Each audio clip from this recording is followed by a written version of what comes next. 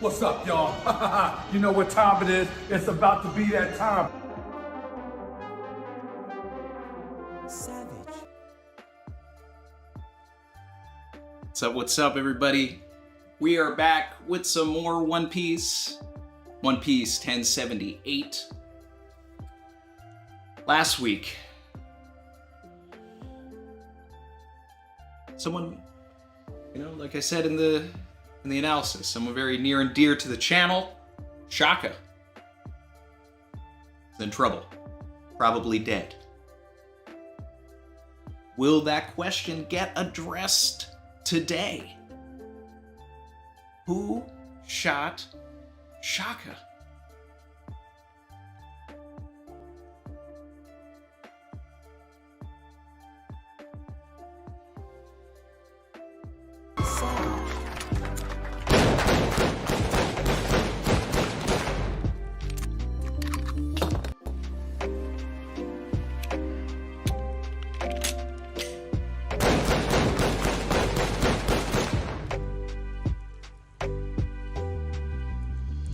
Who killed Shaka?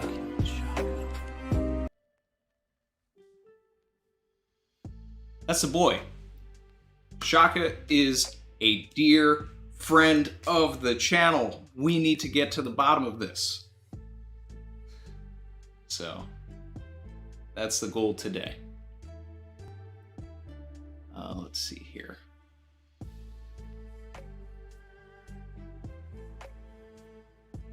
Pop out the chat. Pulling up Viz, we're Zolo-boys now. And will we get some Sanji action? I've got the apron on standby, just based on what happened last chapter.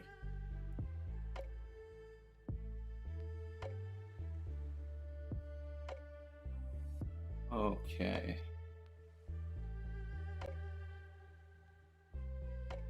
And let's see. While I'm at it, get my OST ready.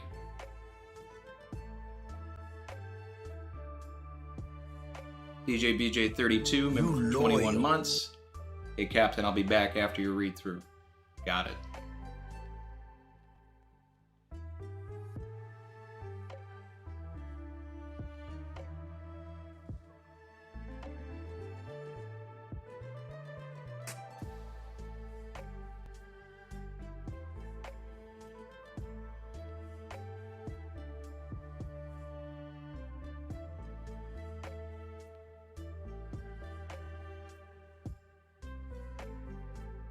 Okay, so, the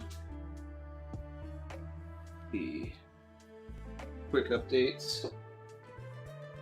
Don't know how many people would be excited about this, but I'm excited about it. I finally have a Big News Morgans figure. Drop those Morgans in the chat. I've been waiting like a year for that.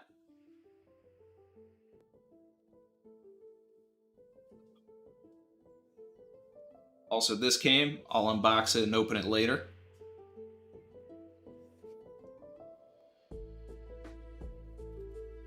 Toward the end of the stream, we'll get some 4-tricks action.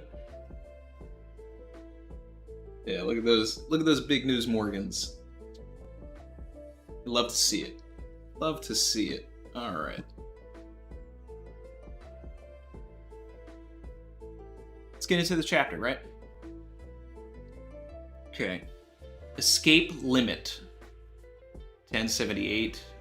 Are Judge and Caesar creating an alliance? The formation of Neo-Mads. A celebration. Caesar returns to the main story, as does Judge. Ian Dar said top 10 post time skip chapter right here. Whoa, hold on. That's big.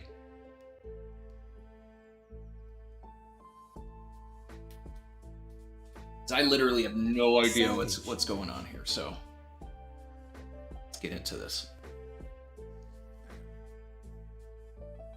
Just a reminder of what happened last week. What you say? That you only meant well. Well, of course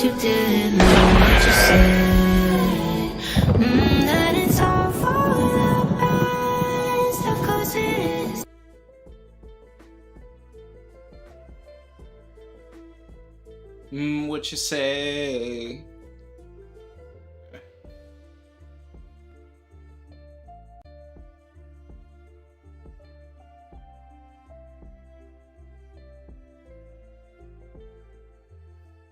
Okay. Laboratory, Future Island, Egghead. Old Man Kizaru. Alright. Kizaru about to land?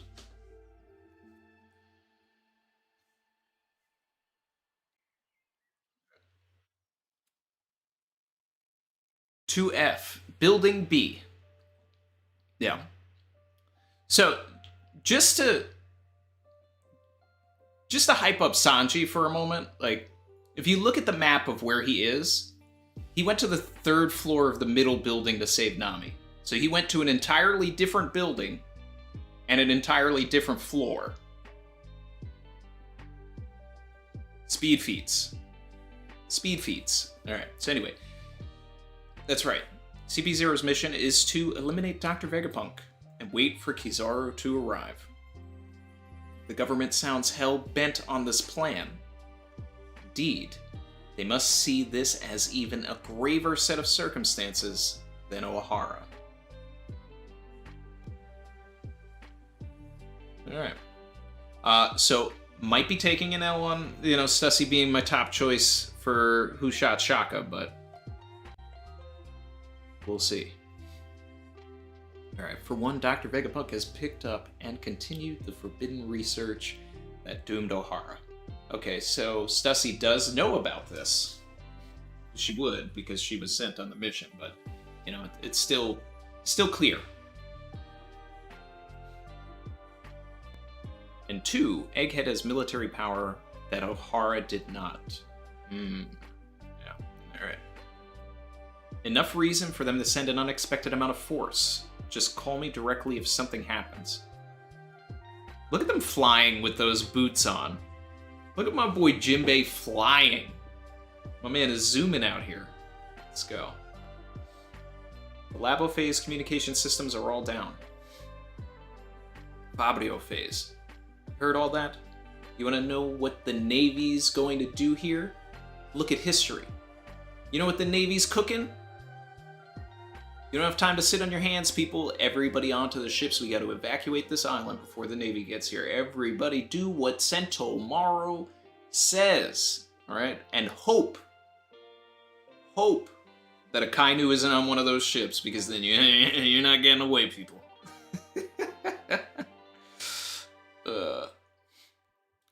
What is this man's shirt saying? Shaku?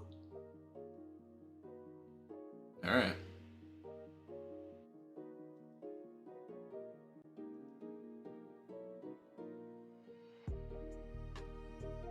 Just looking at all these, ND randos running around. Who are these people?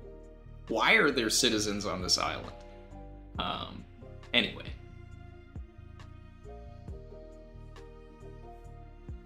Third floor, Building C. Laboratory. Usopp. Lilith. Okay, yes. We're getting half-stoned Frankie here. I'm ready.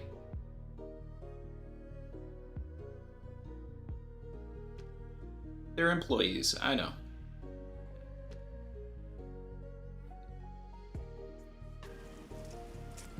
Super! Undo this petrification right now. I may have gotten sloppy and lost my right side, but I've still got my left. Okay, so he's got weapons left. He can shoot at her. You surrender now, I'll go easy on you. Clunk. Okay. Pythagoras is still okay. Why have you done this, S-Snake? Who ordered you to... Ooh.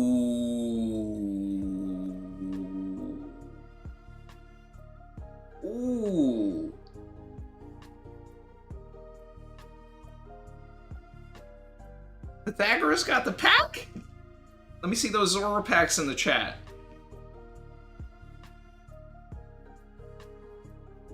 Hold on. Hold on. S-Snake is a problem.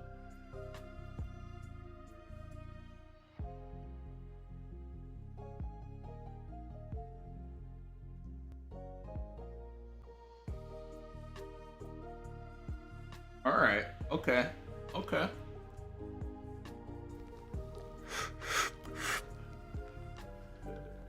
That's 2 down in the matter of 2 chapters. No, wait. Hey, stop. Alright, who's saying stop? 2nd floor, building A. I hope everyone's alright. Keep hearing explosions and screams. We know for sure that the Seraphim are fighting. I just don't get why. Well, if Nami screams, we know there's someone who will be there in a heartbeat. Any team currently fighting will be locked in combat. So it sounded like Robin said that, so it looks like she's read the Sanji Tushin. Yeah. Chad Ocho said Pythagoras. Yeah, that's his new name. So while everyone was busy battling it out, something could be happening to Vegapunk in the meantime. That's a good point. That reminds me. There's one lab that we used in the past, but that's been locked up for a while. I don't know why he might want to visit such a place, but let's go take a look then. Lead the way, Atlas. Ooh. Ooh. Ooh. Ooh. Robin and Chopper are going to get into the action? Are we sending a doctor to Shaka? I don't know if we're putting Humpty Dumpty back together, though. Alright, anyway. 3rd floor, building A. Hang in there, Edison. Mommy Nami. You loyal.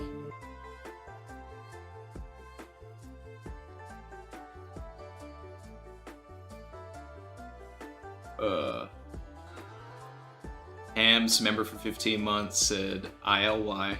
Appreciate you, Hams.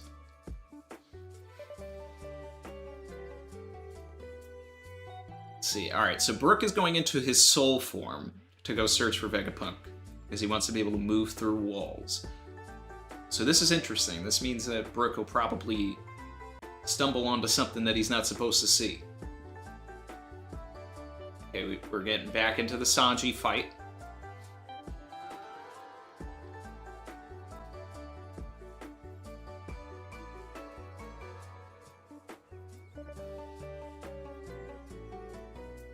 Don't let a Sanji stand see this. Don't let me see this.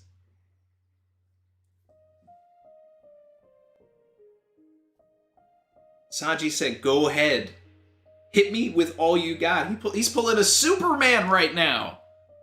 He's pulling a Superman. That's what I'm talking about.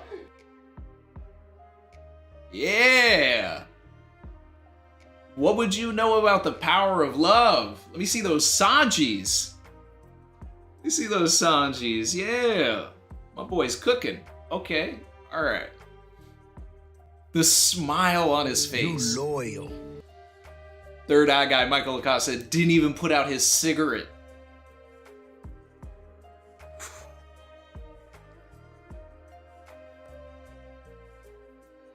Feasting on that. Feasting.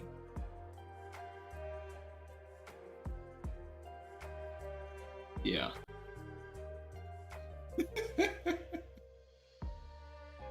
Alright, alright. Agenda piece is real. Oh, is that it? I want more! Give me more! That was great, though. Great, though. Do I think he put armament on his sig? I mean, he might have. If you can put it on a sword, you can put it on a Siggy. Alright. Shout out to my guy, TJ Red Comet, for joining. Let's see, we got... The flames won't disappear, but Hawkeye's sure did. Where'd he go? He's changed his assassination priority. They'll leave the troublesome targets for later. This means, I think, is this Zoro is going to split off from the crew and let them fight Kuma so that he goes after him so that it's a one-on-one like I want? Alright.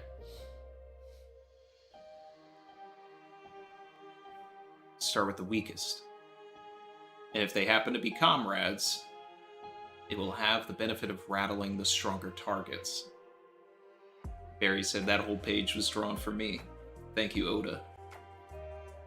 It's drawn for us, the entire coalition.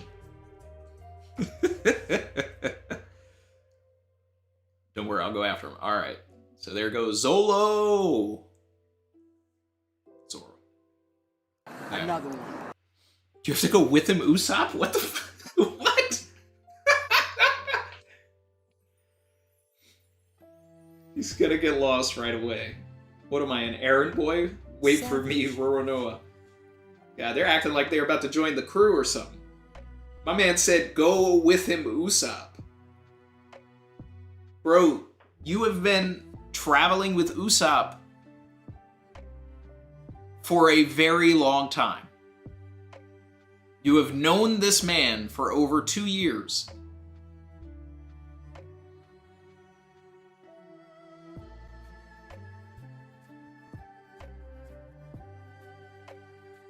Anyway, wait, what did you call me?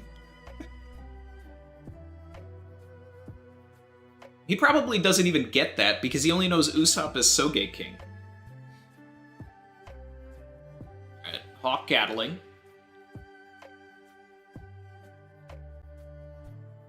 Go out already, stupid fire. Use your head, Straw Hat. You're never gonna beat him fighting that way. Ooh.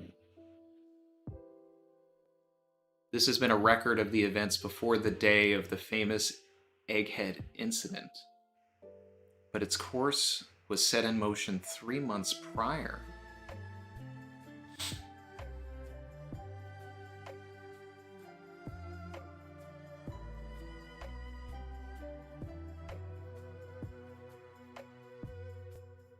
Why is the narrator saying, are we doing a 3-month time skip? This has been a record of the events before the day of the famous Egghead incident. But its course was set in motion 3 months prior. Now, the events before the day. We're doing a time jump into the day after? Alright, so anyway, Bonnie's crying. This panel is, like, insane. I don't know what the... Alright. 3 months ago. Sacred Marijoa.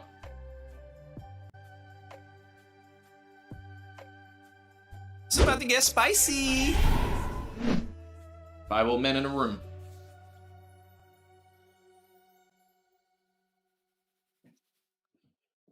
Surprise, motherfucker. I'm calling from Egghead. I want to speak to the ones in charge. Dr. Vegapunk is studying the Void Century. CP5 was dispatched to ascertain the truth, but found no evidence. Their ship mysteriously vanished after leaving Egghead. Subsequent agents were sent from Cypher Pole 7 and Cypher Pole 8, but none of them returned to the government. This is Egghead. I want to speak to the ones in charge. This is Egghead. So is it the other part of the brain? This better not be a Shaka reveal. I'm not about to do this. All right. After a discussion between the 5 elders and an unknown figure, the genius scientist betrayal had been made clear. The elders made the call to have Dr. Vegapunk assassinated. Cypher Pole Aegis 0 undertook the mission. But anticipating a counterattack by Vegapunk, the elders chose to visit in person with Admiral Kizaru as protection.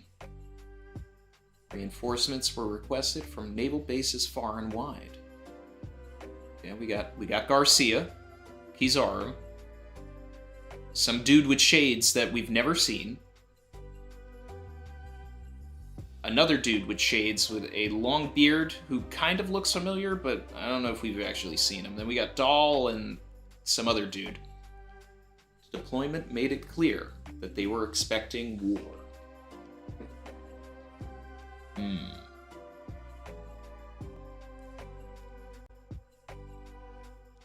And into that situation sailed the ship of Mugiwara no Luffy, Emperor of the Sea. The arrival of this unexpected variable unsettled the government to say the least. What? Straw Hat? Not again. There goes Gorbachev. But regardless, the resolution of this incident the following day would inflict a kind of shock the world never saw coming. Oda's hyping this up. He's doing the hype up here. The resolution of this incident the following day would inflict a kind of shock. This feel, you know, when you do something like this, it means you're going to skip past some things. Oda, don't you do it. Don't you do that. Nope. Talk. All right, we about to find this. We're gonna find out who it is.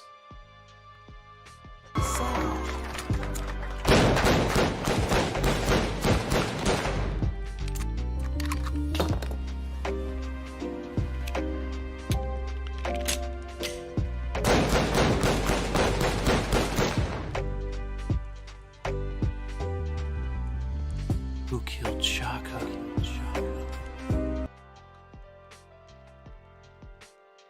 Answer me. Talk.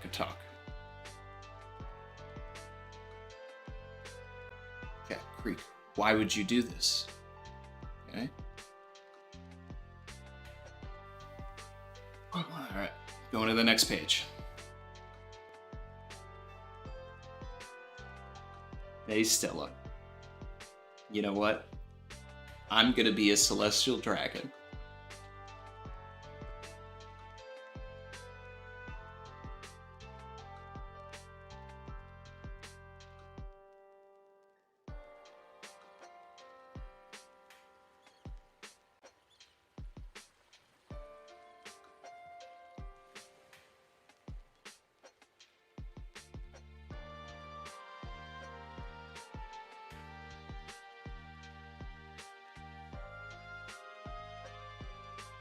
I don't think you have the facilities for that, big man.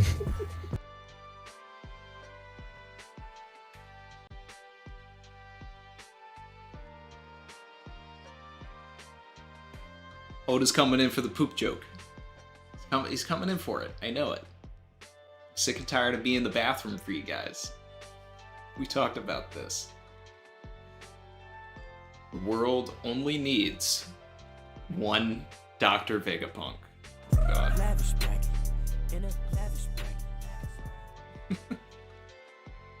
Fable's lawyer? Who is this? I've been asked to lead the defense of a cartoon character on the basis that they are tall and trustworthy.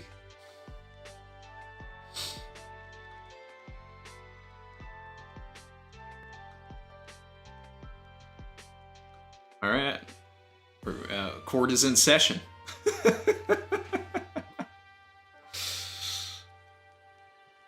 W's in the chat for Fable's lawyer.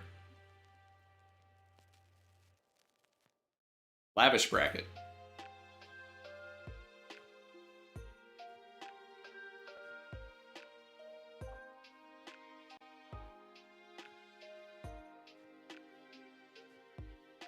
My man Fable had his lawyer pull up.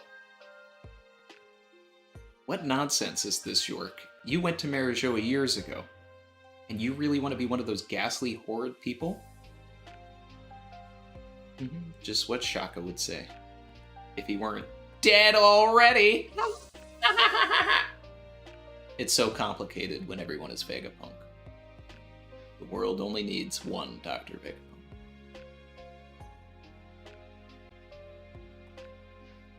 Read.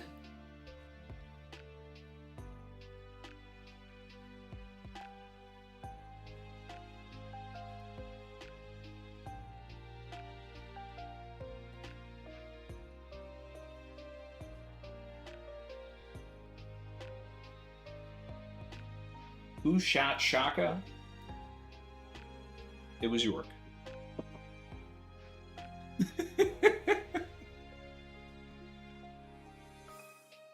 Oh, man.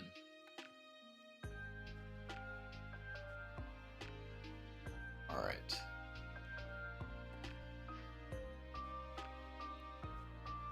So before I get into more of the chat here,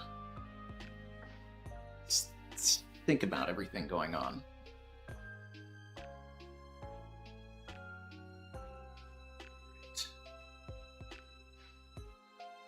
So Robin, Chopper, and Atlas are going to pull up to York, which means we're going to get Atlas versus York.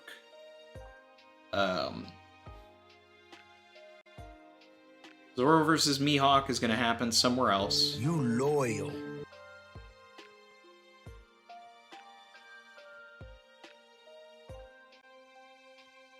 Oda is hyping up this incident crazy. You loyal.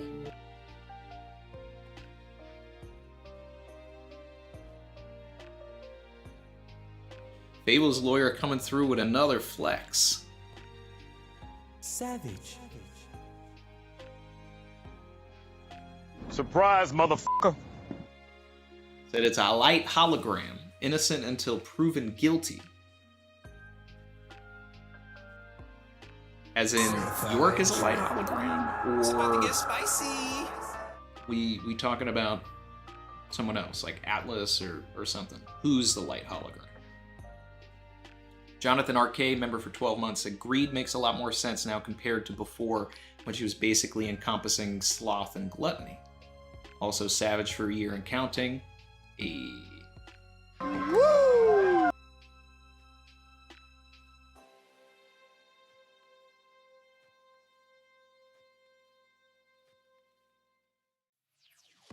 Emil Diaz, member for 22 months, said in her defense, York is doing what she was made for.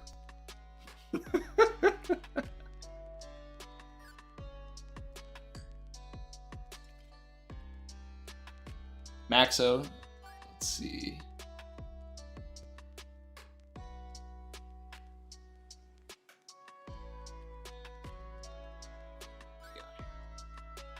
Certified drip. It's about to get spicy. Time to talk about accomplices, eh? Who else is working in this betrayal operation? Read as who's currently leading Robin to the basement. Another one.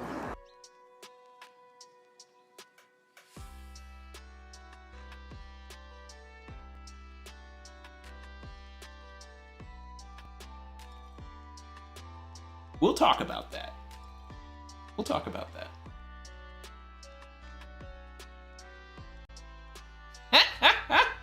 Fable had to come in and get a piece of the action. Can't let his lawyer speak for him the whole time. Said, unlike Shaka, my legal defense is bulletproof. Savage. Savage. Fable's lawyer joined the channel. Another one.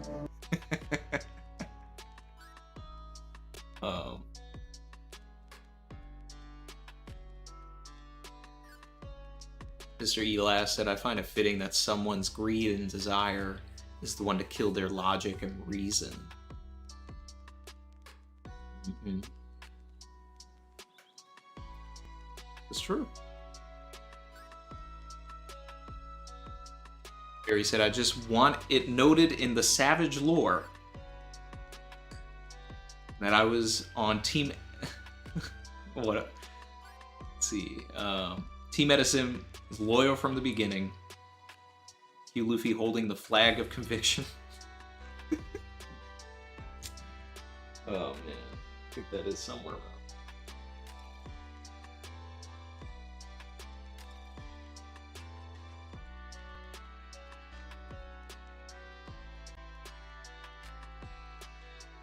This is Barry right now. Holding the Edison is safe flag. I don't know. Are they working alone? I mean, their dialogue suggests that they probably are.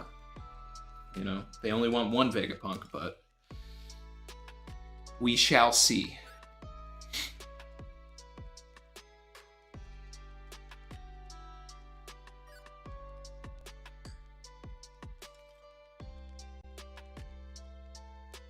Let's see. Is Stella more whole now? What, because 2 of them are dead? The power wouldn't go back into him. He still cut his brain. He would have to, like, perform surgery and stitch himself back together or something. Alejandro Salas said, Lilith said it's hard to control desires when she took out the shark. So York being desires, her having the human desire to be on top, just like a celestial dragon. Most of us want to be worshipped. So, see, what Oda's definitely getting at here is that all of the... And, you know, we've gotten into this, you know, briefly before. Like, the brain... Different parts of the brain control different emotions and different aspects of our bodies, our thoughts, and everything like that. So Oda is creating the extremes of all of that. Savage. So the side of Vegapunk's brain that would be greedy,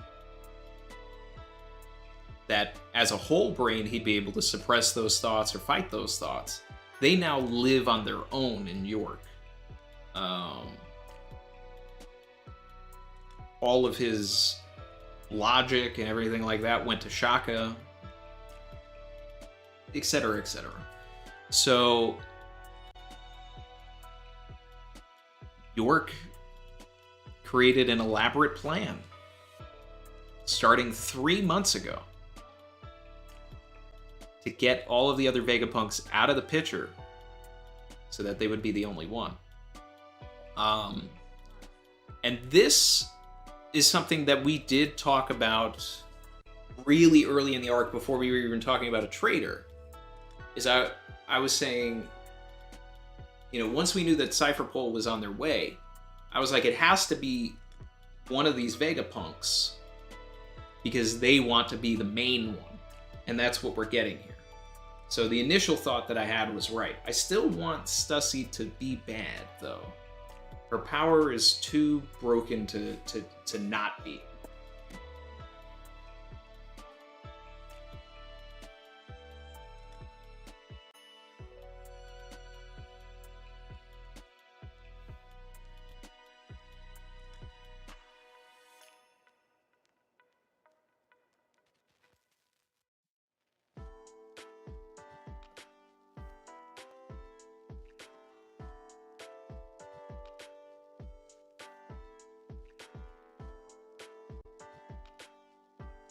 Ahmed said, I think it's interesting that York killed Shaka with a Glock similar to St. Charlo shooting the guy in Sabri.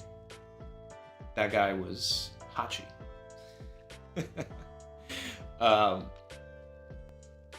Well, her desire is to be a celestial dragon. So she would take on that, you know? She's been to Marijoa. She may have seen them do this and then was like, oh, I want that.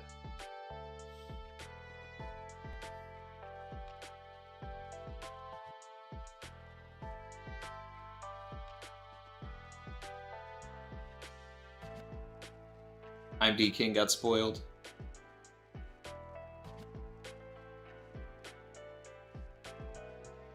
York just wanted the cool helmet. We owe all there is to desire. That's a great callback, Noah. We owe all there is to desire. Did anybody put that together? Anybody start talking about York when that was the chapter title?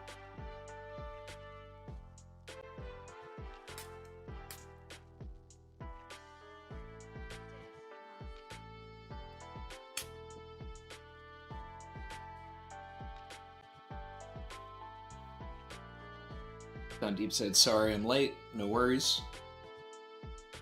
Nobody's ever late. Been tied.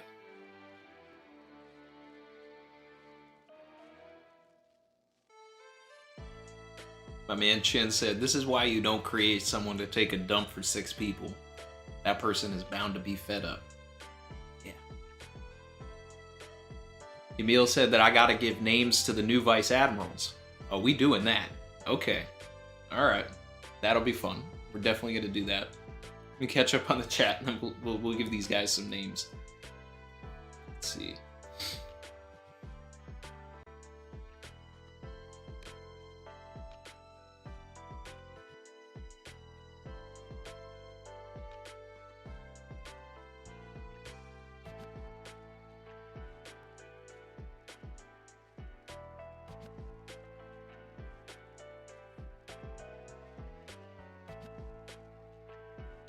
This is crazy.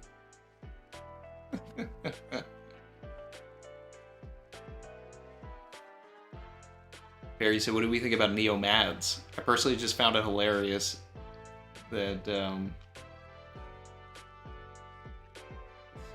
how over Reiju and Ichiji are with their father. Yeah, let's see.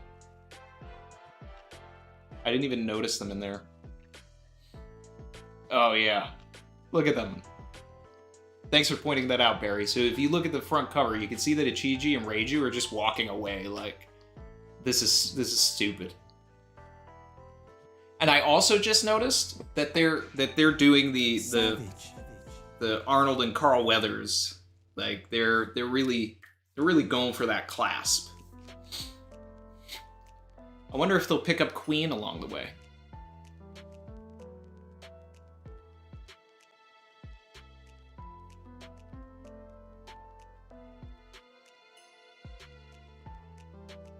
All right.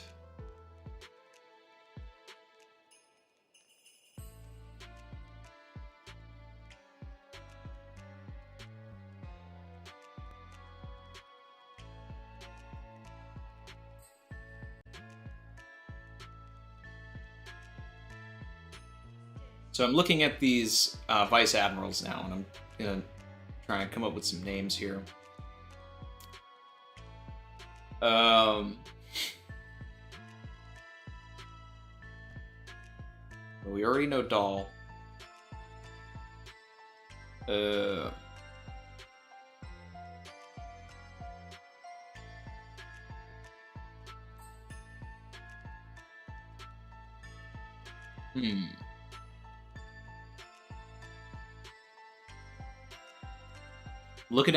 I'm looking at the guy with the glasses and the long beard right now.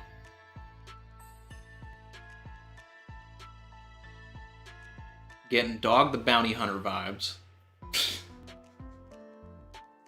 Something from Sons of Anarchy. I feel like Oda would probably give him a really on-the-nose name, like Biker. But it has to be like Biker something, so, you know, like...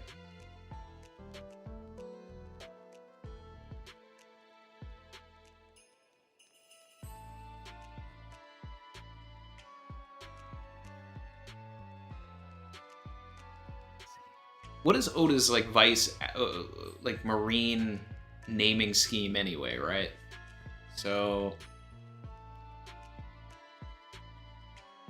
It's usually always, like, a color and an animal. Biker Harley, I mean, that's actually pretty good.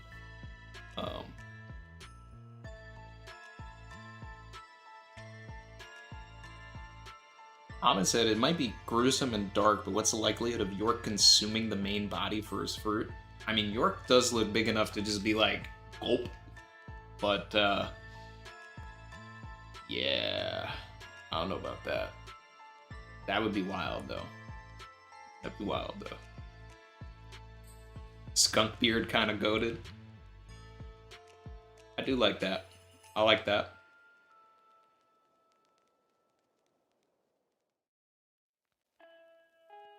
Biker skunk. Skunk wheels. Skunkman.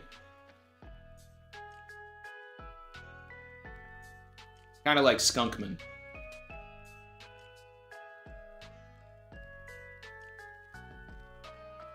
And then my guy here with like the 10 chins.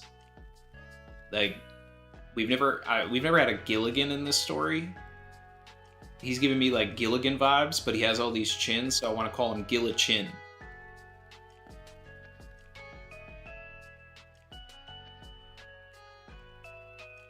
And then this dude with the shades, he looks like if Drake became, like, took a raid suit. So he's like a fake Drake.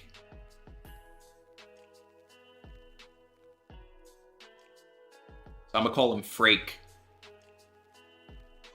Yeah, that feels right. Frake. So we got Frake, Gillichin, and Skunkman.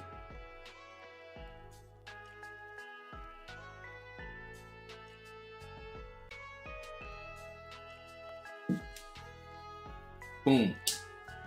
Did it. Accomplished it. Like, comment, subscribe if you're feeling the vibe.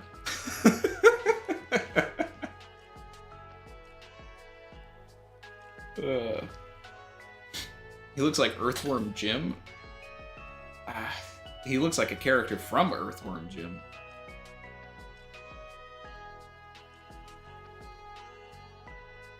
My man's really out here like a fake Drake, though. Okay. So that was a super chat request. Name the new vice admirals before Oda has a chance to do it. We got them. Those names are canon now. They're etched into the Savage lore, like Dripper Scarfino, Schoolboy Collins.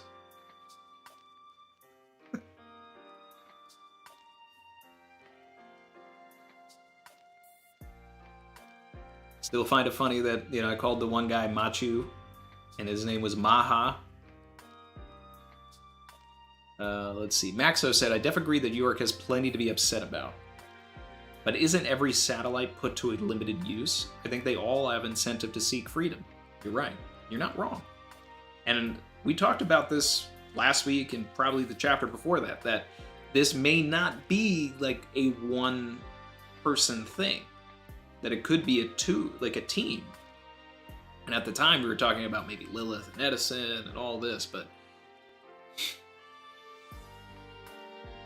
like I said, I've never liked Atlas, so if Atlas really is leading Robin to York to like complete part of the plan, like, hey, if you want to be a real Celestial Dragon, York, then guess what? Not only do you have to get us Stella, but you have to get us Nico Robin as well. So York and Atlas are working together, but the thing is that Atlas doesn't know that York wants to be the only Vegapunk. So York is probably two-timing Atlas, saying, hey, come on, join me here, but then it's just going to be a whole, what you say, like, he's going to pull out the Glock and, you know, shoot Atlas.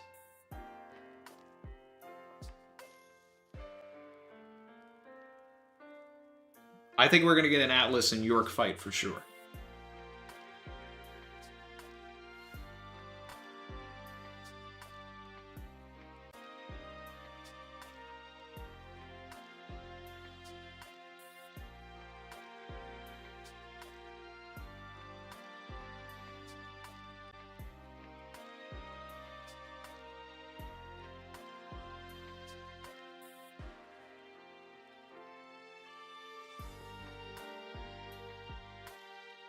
Emil said, so which Straw Hats and allies will face off against Frank, Doll, Gillichin, and Skunkman? Frankie versus Skunkman? Oh, I like that. I like Frankie versus Skunkman a lot. Yeah. Doll versus Stussy? Nah, if Doll isn't gonna fight anybody, like, let it be Nami or Robin, and probably Robin. Or Nami versus Doll, and I'd really like to see Robin versus Stussy. Because I still want Stussy to be bad. Gillichin versus Robin? Nah, Gillichin's gonna go up against Jinbei, because dude looks like a fishman. It's gonna come out that Gillichin is like half fishman, half human or something. The new Vice Nobodies.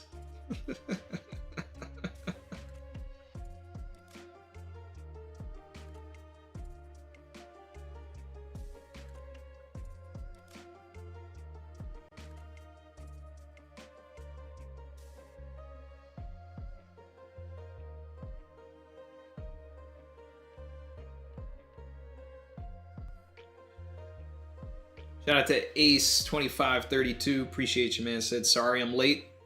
No one's ever late. Right on time. I had a thought. How is the world going to learn about this incident without Morgans? Is Morgans himself going to pull up and witness whatever this incident is? VV rejoins here at Egghead. Please, Oda. Please, Oda. Please. Oda, please. I mean, hey. Look. You want to talk about agenda piece? I don't care when she rejoins. I don't care where she rejoins. I just care that she rejoins.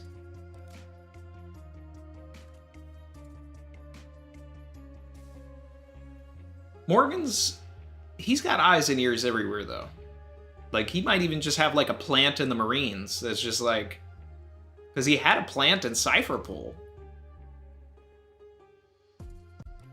Like, Cypherpole sent him the stuff so that he could, you know, run the newspaper, and the Gorosei was just like, wait, hold on, like, how did this slip by? We didn't want this image of Luffy out there.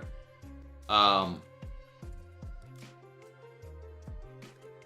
not worried about Morgan's learning about what's going on. Especially considering that he already knows what's going on to begin with. Like, he knows Luffy's there. He knows that Luffy is, like, kidnapping Vegapunk right now. So he's getting information.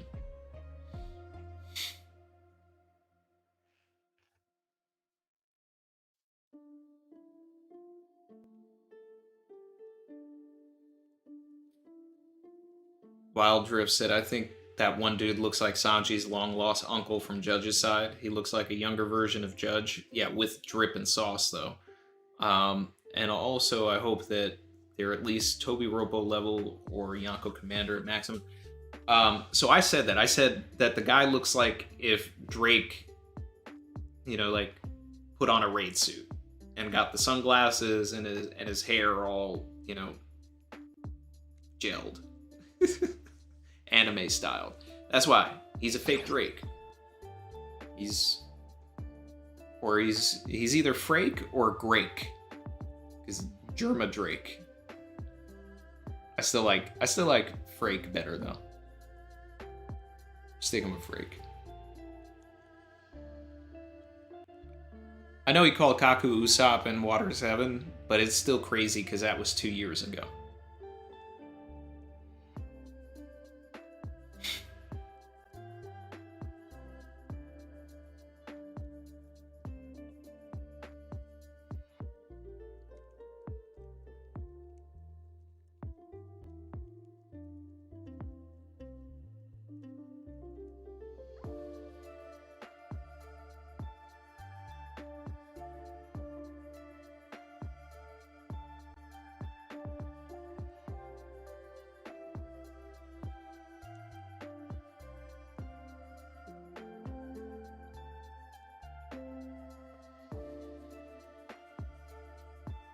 Do I think new super speed Sig Sanji is going to let them take Robin? Absolutely not.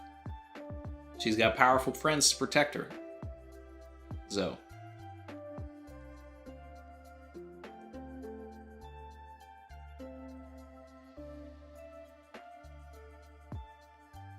Fake Drake already resides in Miami.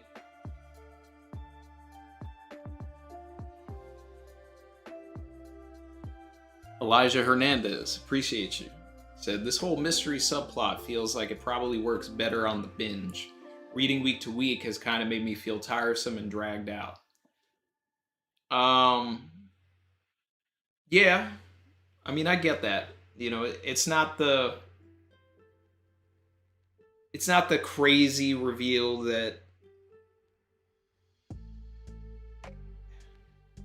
That's the issue with, like, overanalyzing everything and, like, having these discussions with something like this. And I'm glad that Oda didn't drag it out any further, because we would have just had way more discussions about why it's York and all this other stuff like we did last week. At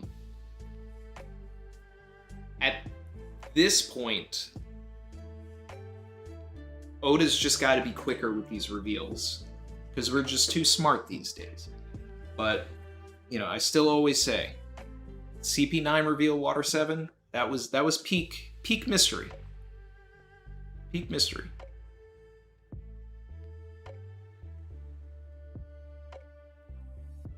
What about Bonnie versus York? Bonnie versus Giant Bonnie? She just looks like Bonnie. Maybe. But I do agree that this will be better on a binge. Like, all of this will play better, because the other thing too is, like, when you're binging this and you're just doing a quick read, you're not going to be analyzing it as deeply. You're just going to be going with the flow, and then when you get there, it's going to smack you and be like, whoa, hold on, like, one who's going to the bathroom for them? Ah!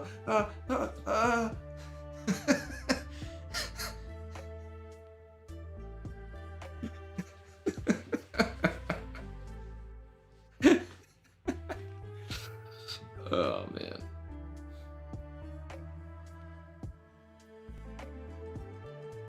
Shout out to RS, appreciate you. Said, I don't think it's likely to happen, but I'm hoping we get the name of the Ancient Kingdom. Good continuation from O'Hara, and it would be just a lot of fun to speculate after we actually get the name. So that's a fun take. Clover couldn't get the name out. Will someone on Egghead, Vegapunk, whatever, get that name out? Will we hear what that name actually is? That's interesting.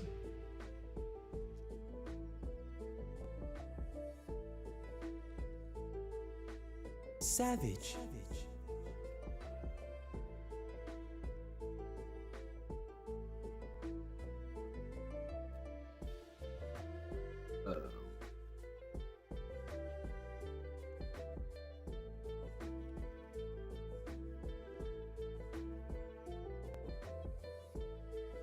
A lot of people saying that they feel like it was the perfect amount of time.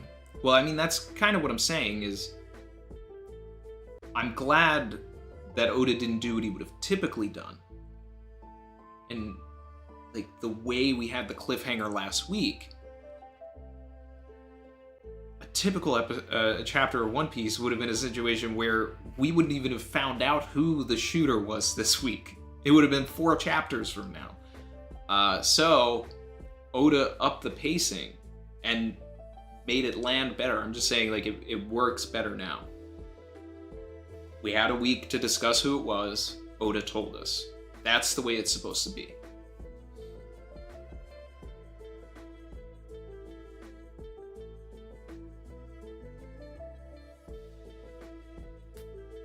Naroski Garcia said, one of the citizens looks like Frankie. You saw that?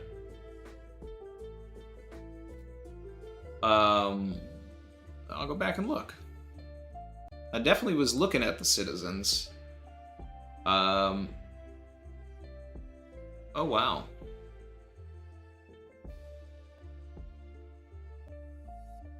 Not only is he wearing the same visor that Frankie has, which means nothing, he has Frankie's chins. So that's, and like mouth. That's kind of interesting.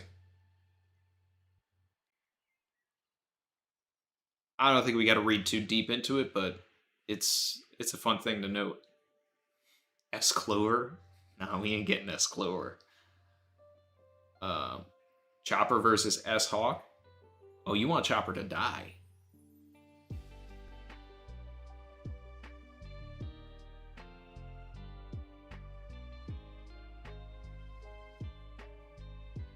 Bro's a fan of Frankie. Are the Straw Hats going to be split up after Egghead? Maybe. Maybe. This is the Archipelago inversion, and we've talked about it. What I would love is all of the Straw Hats without Luffy together. Luffy gets removed from everybody, but we can actually focus on the crew together instead of everybody individually split up. Do I think the Grand Fleet are coming? No. I don't think the Grand Fleet are going to play a role in this. Grand Fleet have something very important to do, but I don't think that it's here. I think it's somewhere else. Unless this is the incident. I mean, it's... I guess if there was a time for Luffy to utilize his 5,600 men, it would be when 100 warships are coming, so from that perspective it makes sense.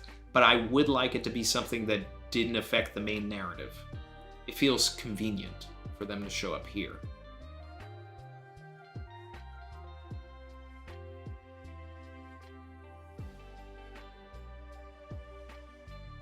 Emil said, my favorite panel was Lilith fighting CP5. Did I miss that? Let me go back to that.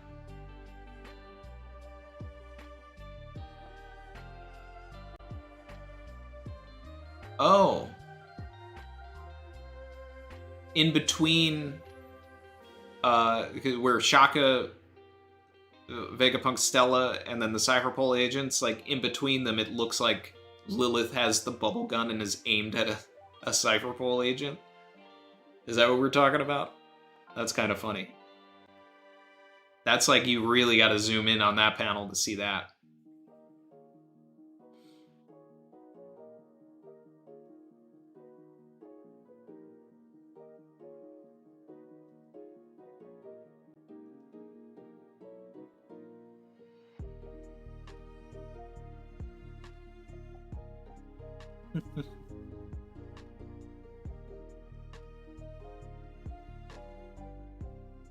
Let's see.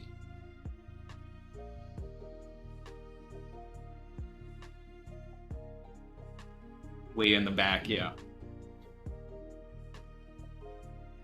Chin, I did see them on the cover page. Talked about it a little bit earlier, that they're both, like, fed up with Judge. It was pointed out by Barry, I think. And then I went back and looked. Alright. So let's, we're going to do a reread here. Try and find some, try and go a little deeper, right? Can we get deeper? We'll find out. Alright. So we've got this Dusty and Jinbei operation. Looks like they're really working together. Just, I want her to be bad. I want her to be bad.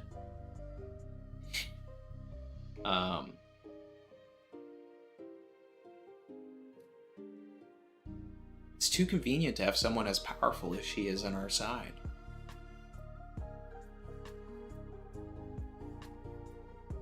Okay.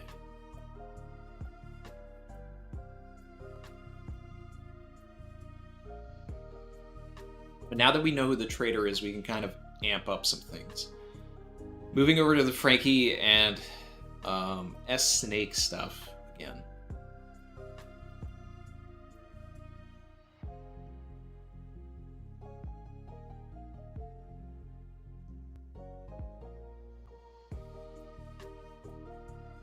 Who do we think is saying this to S-Snake at the end? No, wait, hey, stop. Who pulled up to this area? Because I don't think it's Frankie. I think the implication is, with her looking off to the side, is that somebody else just showed up. She killed Pythagoras.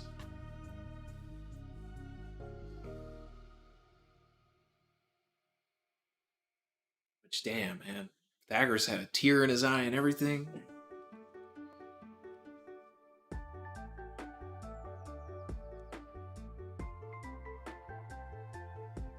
Man.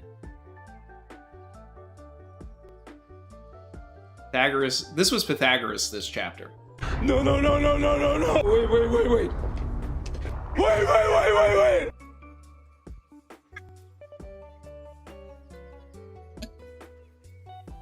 All that for a drop of blood.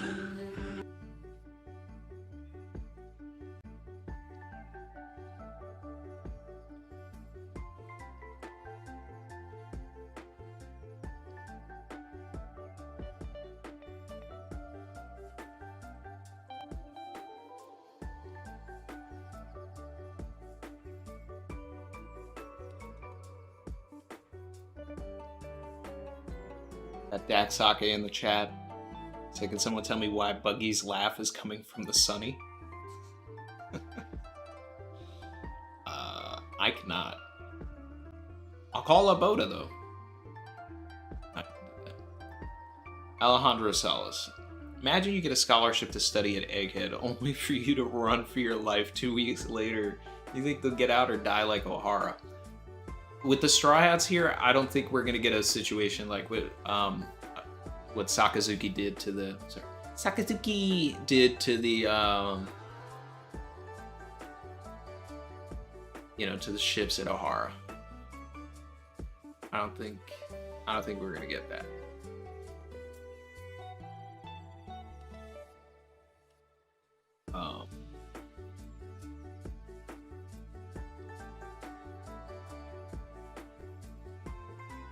Savage. People are saying that they thought it was Frankie. I really don't think it's Frankie.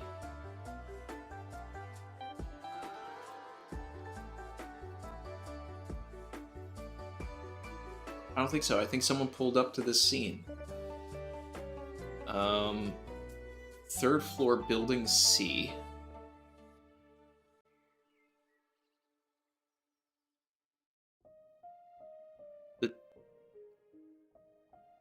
The closest person would be like Zoro, but the Zoro scene doesn't happen until afterwards.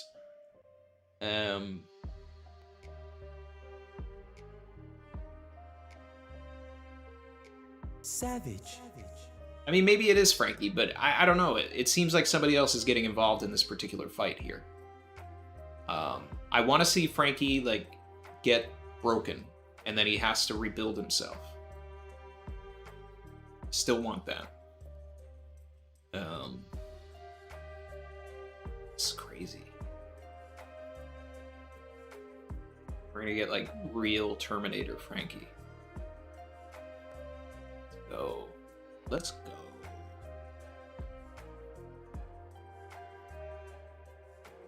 Antika said, still no Hattori at all in this chapter. Still waiting if Hattori and the recycling dog will play a big role in this arc.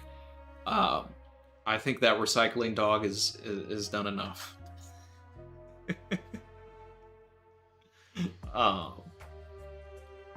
Hattori is calling the shots. It's like he's perched up, aimed down. He's in Lucci's ear. All right, duck, dip, dodge, go for the hit. Okay, flames going down a little bit. Get in there. That's Hattori. Brain.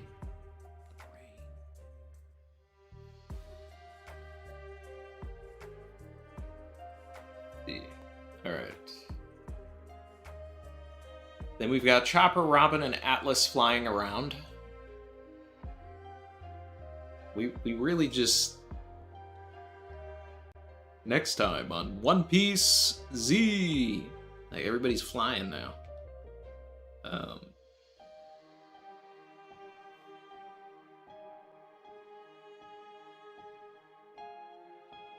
That reminds me, there's one lab we used in the past, but that's been locked up for a while. Do you want to come down there with me?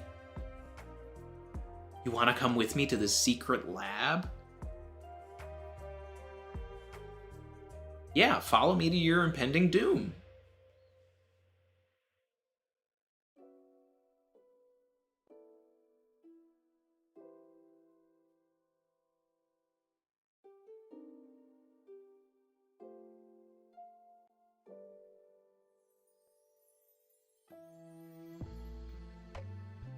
Alright. Then we got Mami Nami with Edison. I do want to try and speculate on what Brook might find. I wonder if there's like a... Is he gonna find a poneglyph on the island? What would make sense for Brook to find? Third floor, building A.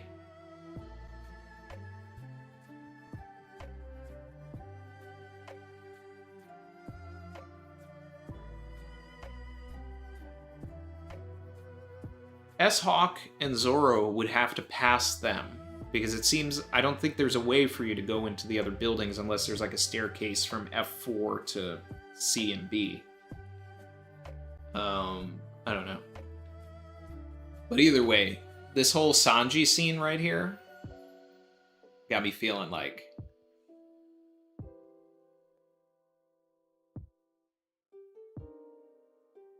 Yeah. That's my boy. Okay.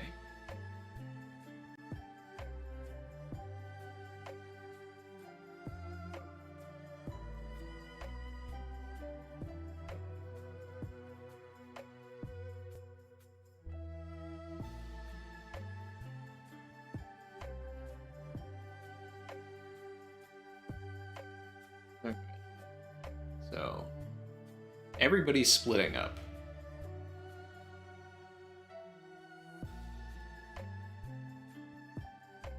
Like, legitimately. There's a lot of, like, single groups now. Or, you know, just, like, small pairings. Like, Brook's gonna be off on his own, trying to find things. Nami's hiding from S-Shark while Sanji fights him. Robin and Chopper are heading to their impending doom. Frankie is in a bad way. Usopp is out. Luffy's just with Lucci.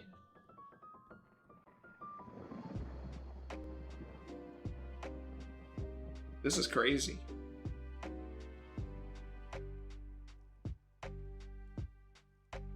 How long does Oda want this arc to be? Ymil said there's still a chance that Atlas and Lilith could be additional traitors as well. One is the embodiment of evil, and the other is wrathful fury. So, Lilith makes sense. We've talked about this. They're either the red herring, or, yeah, there'll be a turn. After the last chapter, and, like, Lilith's playful nature with Usopp and everything like that,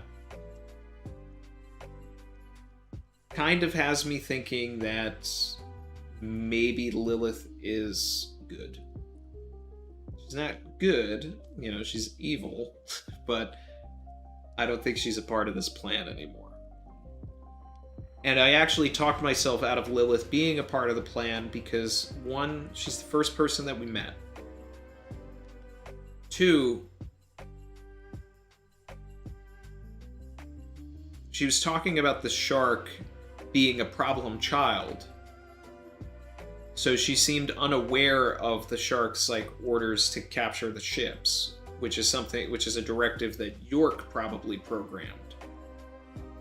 York probably programmed the shark to, you know, go and capture them and then bring them back to that lab. But Atlas? I never liked that Atlas, so let him be bad.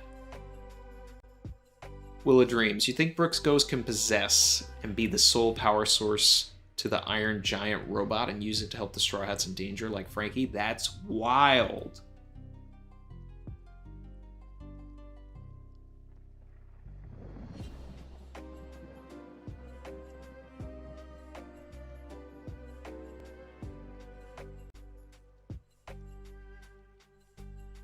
Is that the power source? That would be insane.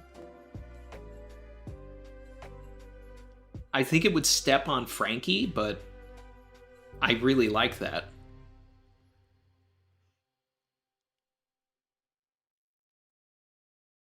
Caribou is definitely still lurking.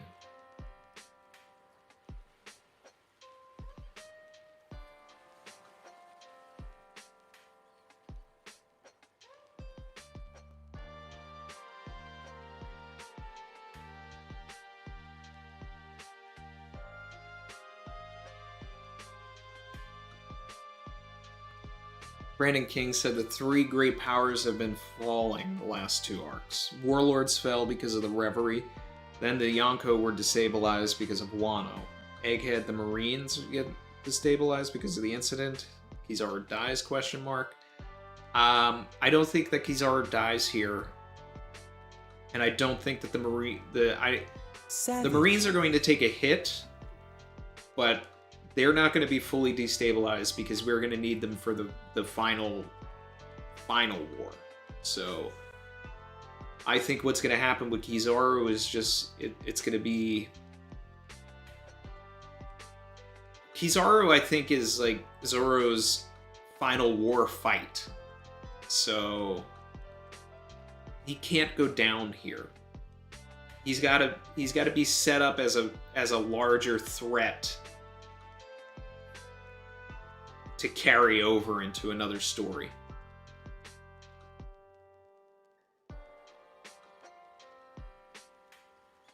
Savage.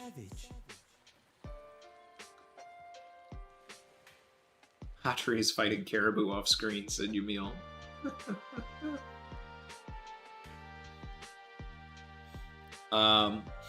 Shout out to Elijah Hernandez. Appreciate you. Said, I wish the mystery had more to go off of besides just the satellite's individual traits. You can use the same logic for every other satellite when their trait is pushed to the ideological extreme. Yeah.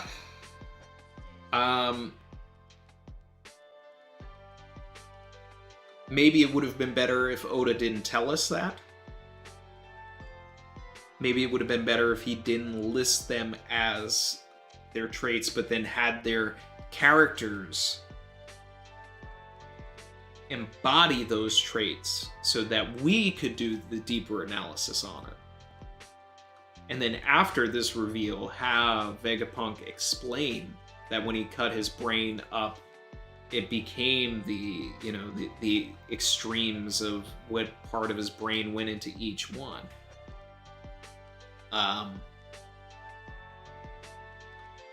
That would have been better. And I think we would have had a tougher time figuring out a lot of things or having certain expectations based on what we were told. So I agree with you.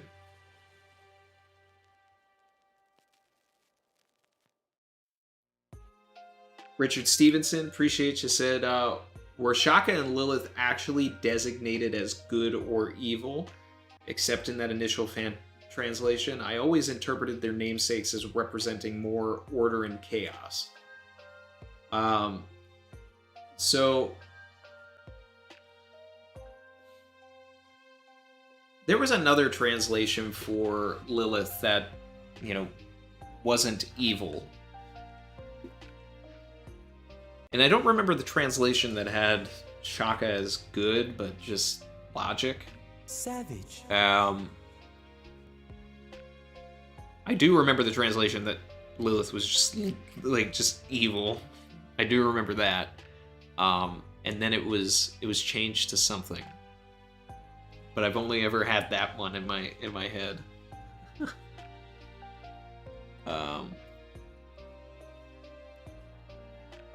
I do like your take about order and chaos, though. I do like that.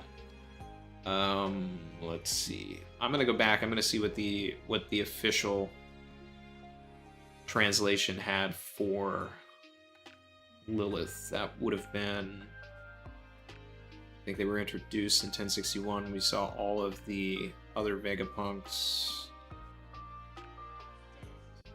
1065, maybe? Yeah, that's when we saw them all.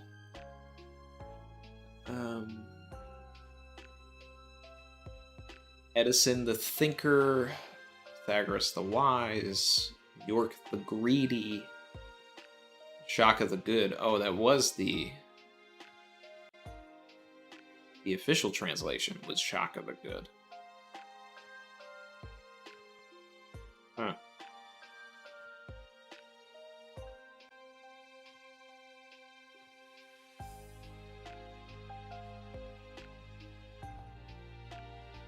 Let's see what 1061 had for Lilith.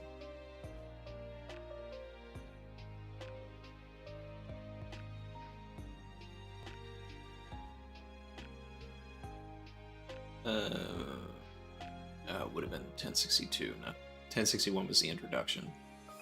We didn't get actually into a conversation with her until the next chapter.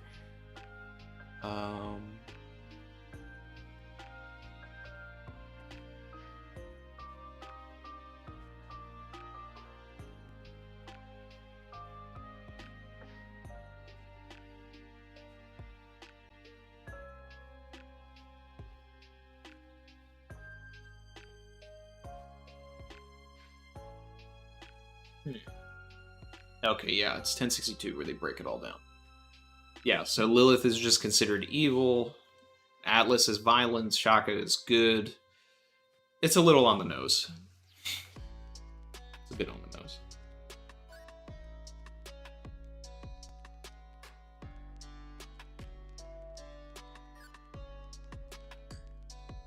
Maxo said, I think the point is humans need balance between the traits, and no one trait can make a complete or even moral human.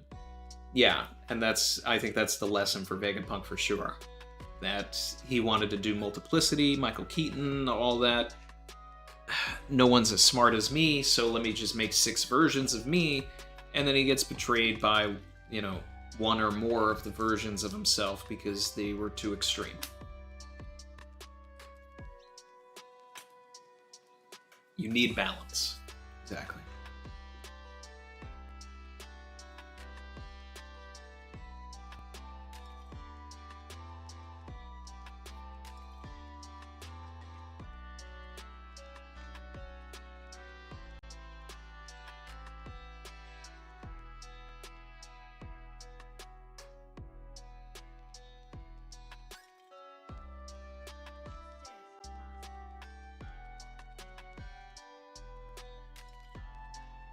Shaka's got to be dead.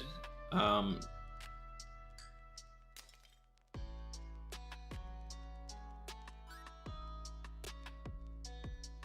was having a conversation with Chrissy, and you know, she was like, "Well, you know, maybe Shaka's alive because the brain wasn't in the helmet. That's why he has a helmet, but his brain's in his chest or something." And I was like, that's like an Oda thing to do, but please no."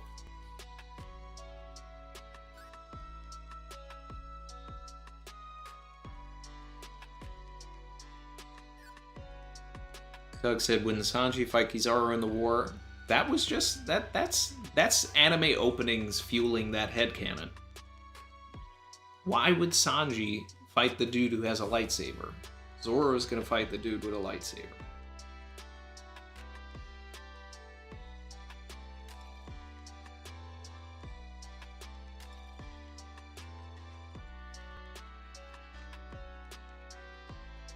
Babel said we're definitely going to get a Detective Conan-esque scene where we see why York is doing what she's doing.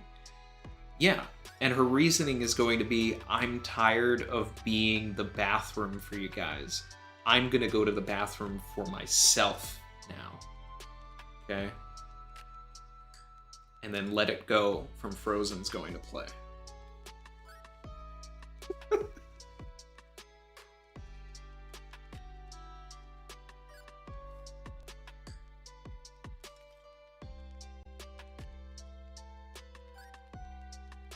Poop never bothered me anyway.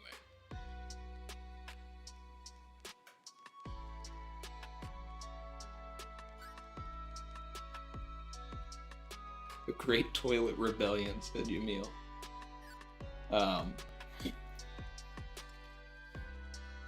Jacob said he could have had a violent streak in his youth. Also, that cover page on 1073 with him getting the Peace Prize shows a bit of a sinister look, perhaps indicating greed. Yeah, when Vegapunk had his entire, like, body together, here's the thing, like, Vegapunk has done shitty things. Like, it's not... But it's always... The Stella is nice, or whatever, and it's not that Vegapunk wasn't. He did a bunch of good things. But he was a more balanced individual, to the point where it's like, I'm working for the world government because they fund me. That was my big theory with Vegapunk for years, and that was proven true when he had the conversation with Dragon in the flashback at Ohara. He's just like, look, I can't be a part of this and all that because I'm trying to do these things for, like, mankind, and the world government actually has money for me to do it. So it's a little bit of tit for tat. Like, okay, you want these, death machine robots and all of that? Damn. There you go, guys. But I get to make McDonald's. Okay, so then Vegapunk makes his McDonald's. They're like, all right, well, we let you make McDonald's. Now we want this. All right, fine. He does that. Then he gets to work on his climate thing. It's a game. It's like, okay, you got the smartest man in the world on tap to build all of your different things. He gets the opportunity to work on his own thing on the side.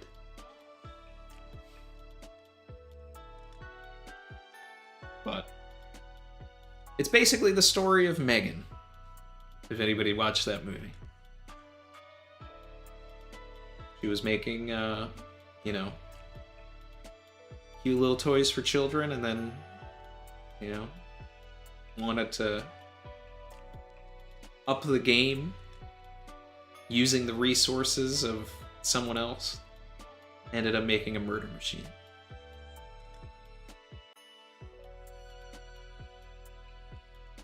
Punks.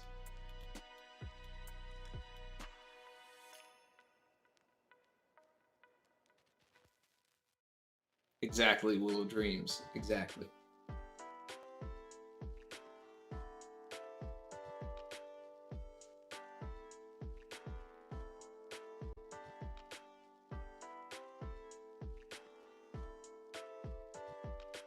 Jacob said, this is an interesting way to explore the complexities of a person, especially a genius that appears all good to the public. Yeah. There is a lot of gray area with Vegapunk, and I always knew that there would be, because it's like, for every good thing that we've heard about Vegapunk, there was something else that was like, okay, Vegapunk is responsible for this?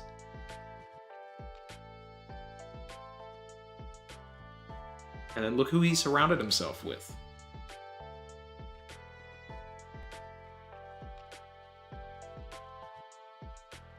I mean, maybe he wasn't the best judge of character, also.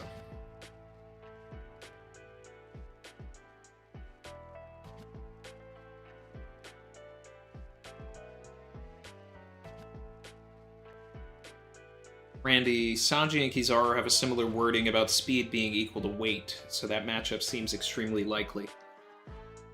I mean, look, a Sanji versus Kizaru fight is fine. But the thing is then who does Zoro fight? Because he's not fighting Fujitora. Fujitora is going to turn against the government. So Fujitora would be the Zoro fight, but since he's not, that's never going to happen. That means he fights Green Bull? Green Bull is... look, I'm a Sanji stan, alright? But at the end of the day, like, Zoro should be getting the number 2 man. And the number 2 man is not Fujitora and it's not Green Bull. It is Kizaru. Kizaru is... If Akainu was a captain, Kizaru would be his first mate.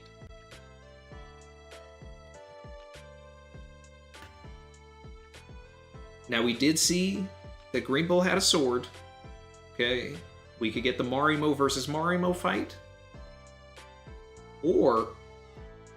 more the Oda thing is to have it be opposite. Sanji fights Green Bull so that he, as his ultimate battle, takes down a Moss Head who already has he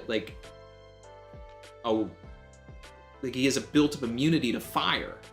So Sanji has to figure out how his fire would actually burn Green Bull. And then you have Zoro going against Kizaru, whose color is yellow, which is, a color that is associated with Sanji as well. Even though blue is really his color, but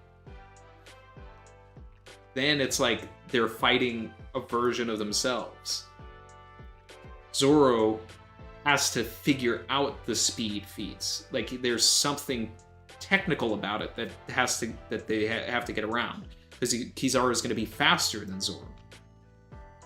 If Sanji and Kizaru are evenly matched, the fight's cool, but it's not technical. Plant versus plant. Yeah.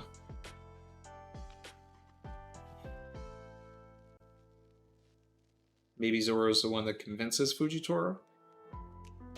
Maybe, but I mean, I think Fujitoro is going to turn on his own. Just like Smoker.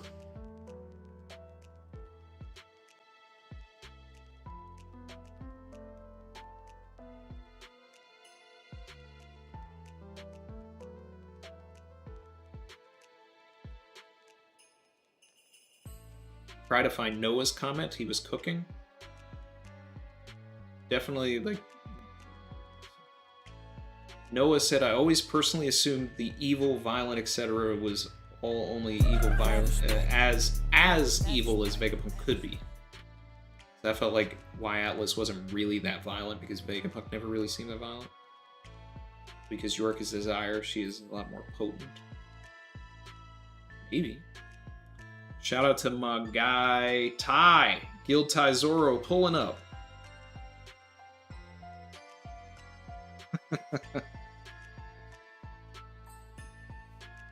Lavish bracket.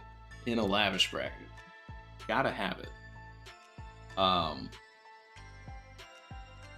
Still have to update it so that it plays more of the song. I still have the Reverie lavish bracket version. I'm gonna fix that. Let's see. My man Ty said, sorry I'm late, Captain. You're never late. You're always on time. But I had to see your reaction to the reveal first. Not to break attorney-client privilege. Does Fable's lawyer know if York acted alone? Like, could she also be the shadowy figure we saw taking out the camera? What up, Savage Crew? I don't know, does Fable's lawyer have an opinion on that? But, let's see. I mean, we've been talking about the possibility of there being more than you know, one individual here. Particularly Atlas. I want to see Atlas and York fight. I'd like it if they like set up some sort of a team up, but York was always going to betray Atlas because there can only be one.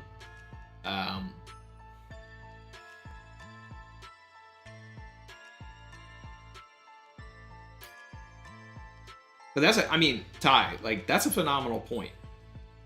Is who was the shadowy figure now? Because I don't think it was York. York is too huge.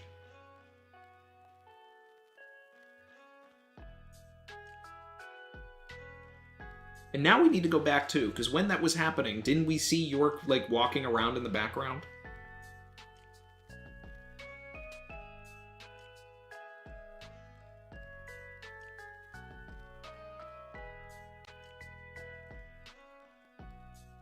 Fable's lawyer chimed in and said, I am not at liberty to discuss that due to attorney-client privilege.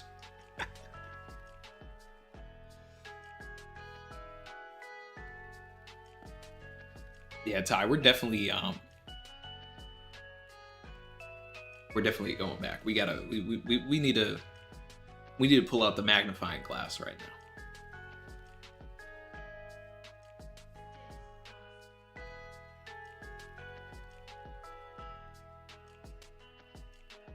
Doug said, I think York did take the camera out of the panel. You can see the snail is on the ceiling and York is tall enough to reach it.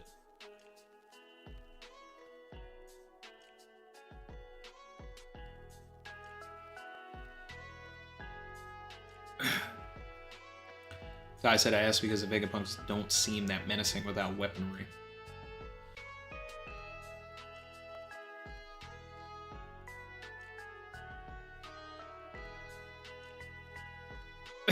Brandon, I saw you post that earlier, and I talked about it for a couple of minutes.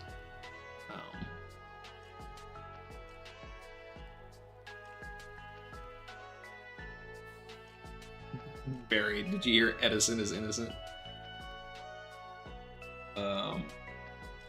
The shadowy figure had to be Caribou, said Yamil. I mean... it's an interesting thought. Because, I mean, we already know that Caribou, like, knows about snails and everything like that. If he has his own agenda on Egghead, and that's what we saw, you know, he was taking snails out at Udon, so there is that possibility. Let's see.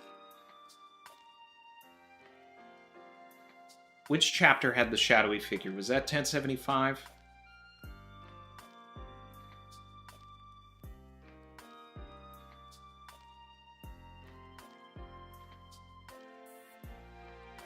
Yep, it was.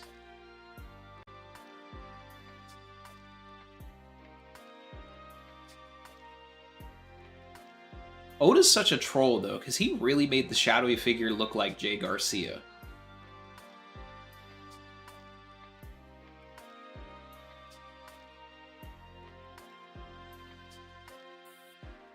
You know what I think? You know what I actually think it is, Ty? It had to be a Seraphim.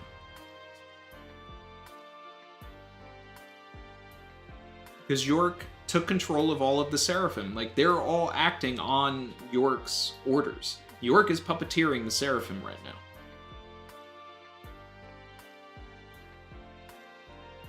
So that's what makes sense to me. It had to be a Seraphim.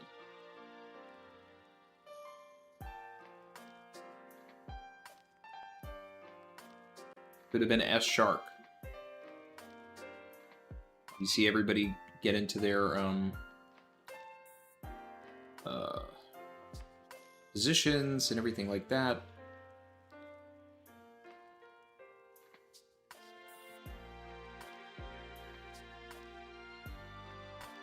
Seraphim attack Pythagoras. York pulls up.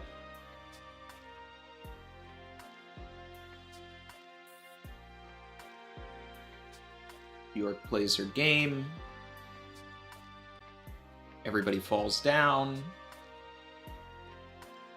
S-Snake turns around and undoes the petrification on York.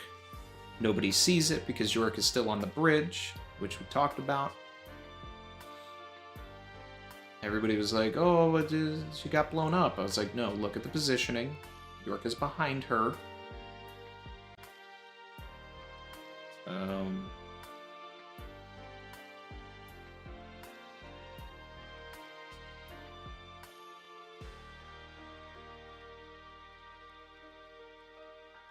S-Shark makes the most sense for me right now. Like, if I had to pull from something here, it would be interesting if it was, you know, something else, but, you know, we'll see. When did York give an order, though? Is there any way, has anybody, like, gone back and found the moment where York could have been the one to give an order?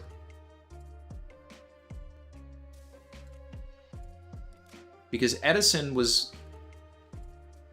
gave an order.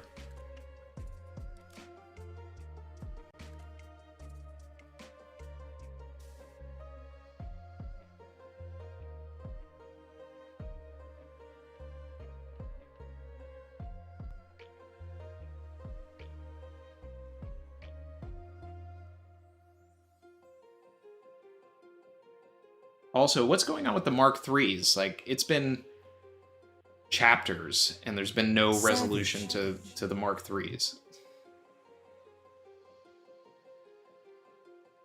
Shout out to Fable's lawyer. Seraphim with the Mani Mani no Mi posed as Jay Garcia to knock down the cameras, then posed as my client to shoot Shaka. S Flamingo inbound, innocent until proven guilty. Hashtag. I like that. We did talk about that last week about the Mani Mani no Mi playing a role here. We're seeing the Supa Supa no Mi, those impel down fruits. Now we're not going to see the Bara Bara no Mi. People have brought that up, but it was specifically mentioned in Impel Down that they didn't even know Buggy had a fruit. That's how he was able to get out of there. Shout out to Dog Ops Gaming for subscribing. Be like Dog Ops. Hit that button. Come with me if you want to live.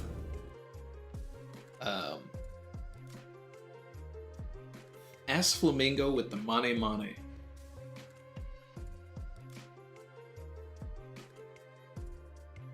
I'd rather see S Croc with the Mane Mane, kind of, though.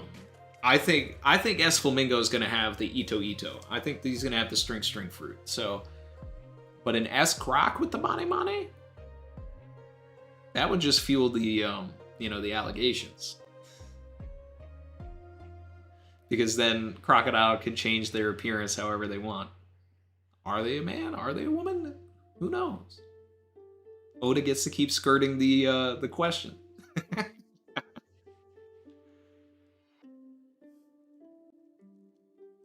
Noah said, do I think there's still other Seraphim, and do I think they're on Egghead or not? I think that there should be.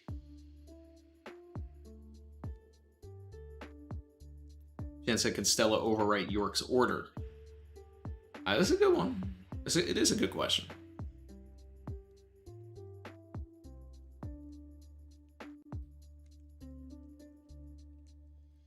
I don't know if Edison has completely beat these allegations, considering that he was the one that, like, as far as I can tell, is the last person to give an order on screen.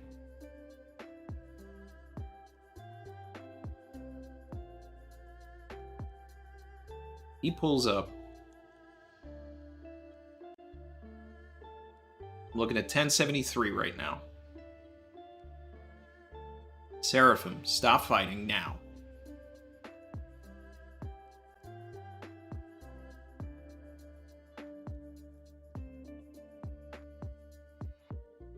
I'm sorry, Barry.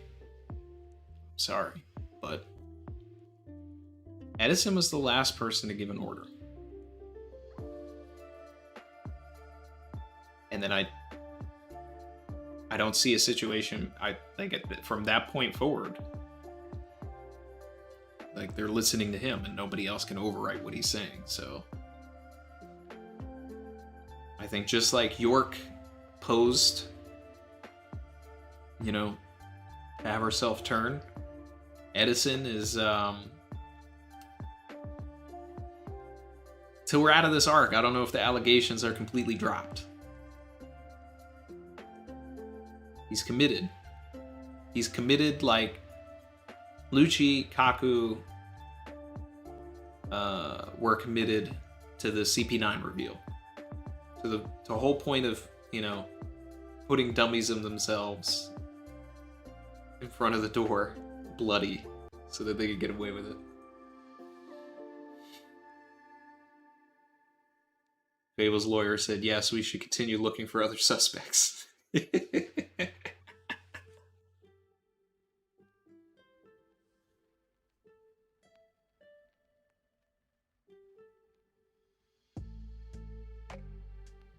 Barry said, I'm not making a Barry's lawyer account. I'm committed to.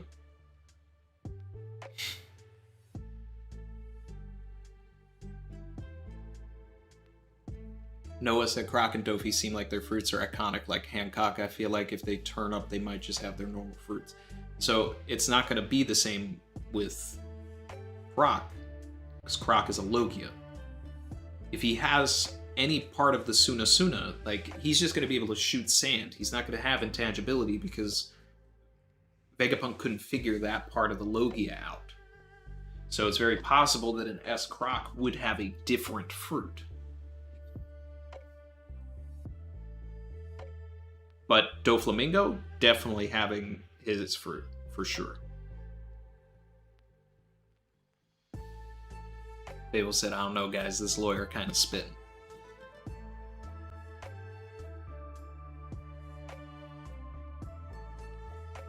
Jen said, Tyrone Will's lawyer is going to be pulling up.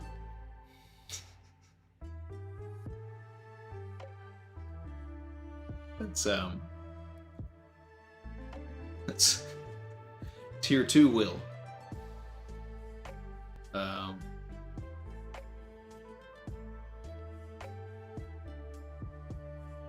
Is Edison dying? Nah, I don't know. I don't know. Edison's got to answer for this.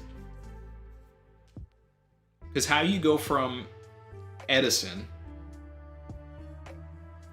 telling the Seraphim to stop to York being in control.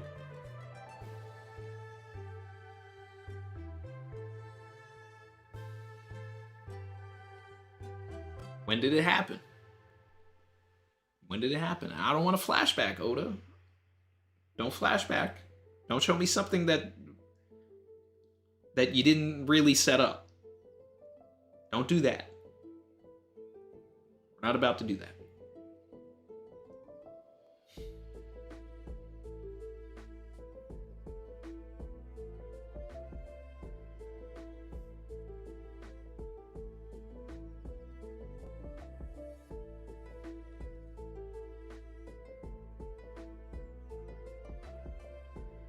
Brandon King said, I think Vegapunk 6's real name is Yoke, not York. It's a play on how Egghead himself ate his yoke, his core, his greed. He will dispel the notions that because he has the potential for evil, he is. Can you ask an egg, how do you have your yolk? You can't. Either man's got the yolk or man ain't got the yolk. Man's got the yolk. I've been saying that since they were, since we've initially had that translation. I was like, I don't like this York. Even as a New Yorker, I was like, yoke makes more sense. We're on Egghead. Man's got the yoke.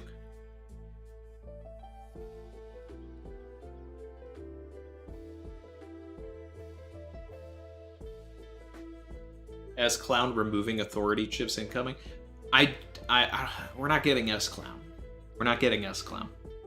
If we're getting anything, it's only the original 7 Warlords, because they're all animal themed, and it's the Kintaro folklore, because it's all tied back to Sentomaru. Sentomaru is Kintaro, able to control animals. He was put in charge of the pacifistas, a ton of bears, and then now we have S-Bear, S-Snake, S-Shark, S-Hawk. Like, we're gonna have S-Crocodile, S-Flamingo, S-Lizard, S-Gecko, S-Bat, whatever. Whatever he decides.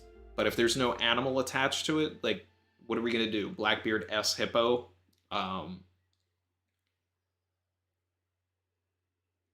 He's gonna have to make up stuff for Weevil, Law, and Buggy.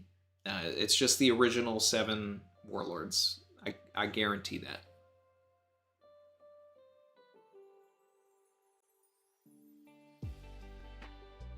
Noah said, you're from New York? No way? What you mean, no way? I mean, I don't live there now, but I am from New York.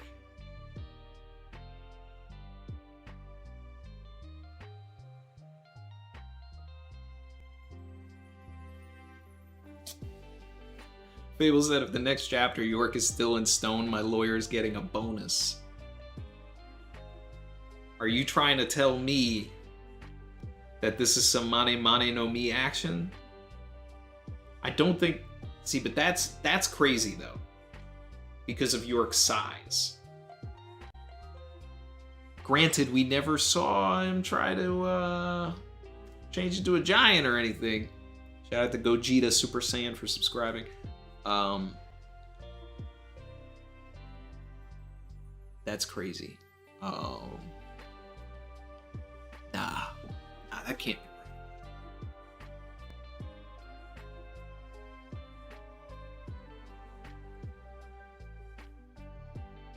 Plus, there's 2 atlases going around, and one of the atlases has the Mane Mane no Mi. I can change my appearance as will. That's what Atlas said.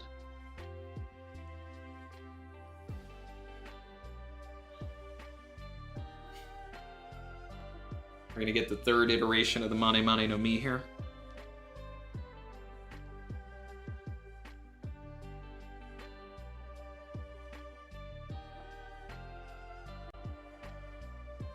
Daxake said, just got a chance to get back to the chat. I heard you say earlier S-Clown wouldn't have Chop Chop, but S-Snake has her fruit to sight, not even being locked up, right?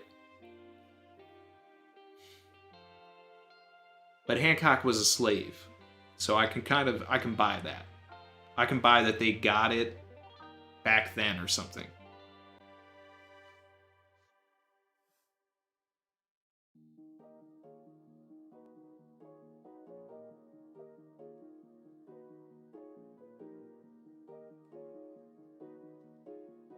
Axo said, I'm moving back to New York, Randy, but I already left. Yeah, I did leave. Missed you.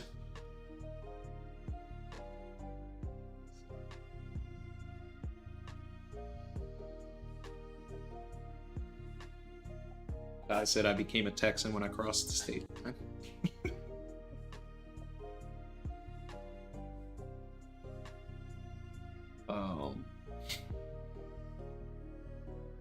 Noah said, I had no idea you were from New York. No wonder I'm feeling the vibe. Hey, my man. Play the New York Sirens for the non-believers. Do I still have that in the soundboard here?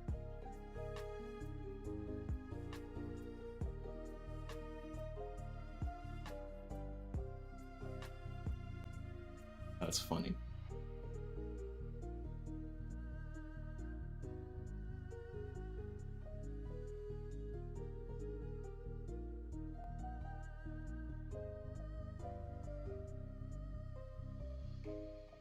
Anybody that's been rocking with the channel for longer, you know, or for like 2 years remembers the Sirens.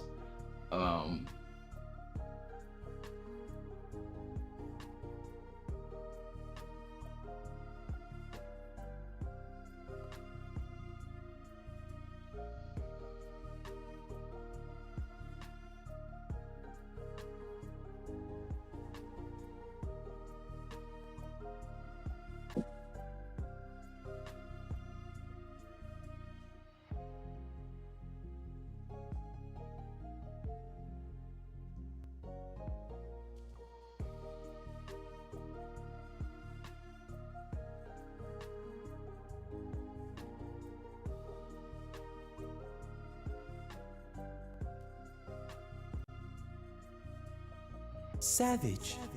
Are the Sirens playing?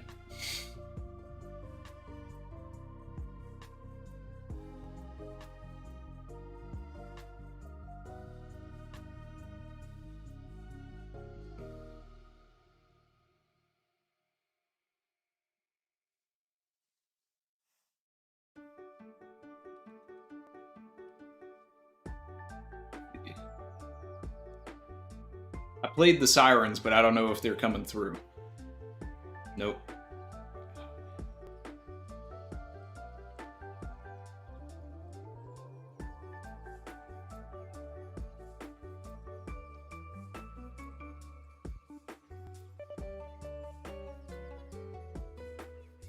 Don't worry, I got you guys. I got you guys.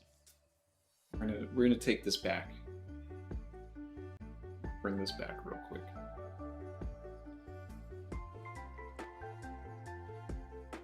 Plug this right into OBS.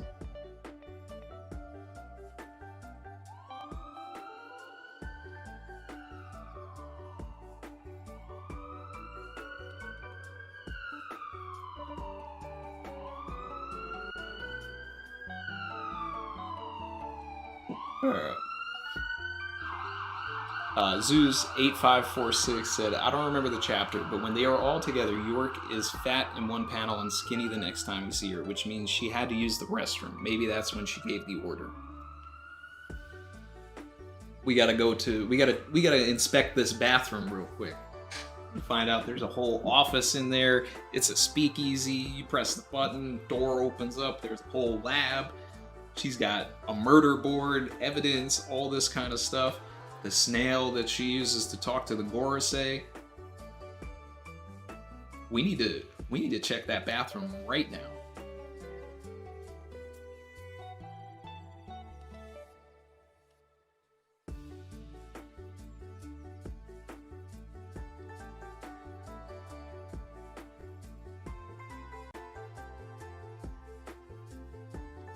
Am I a Knicks fan? Unfortunately.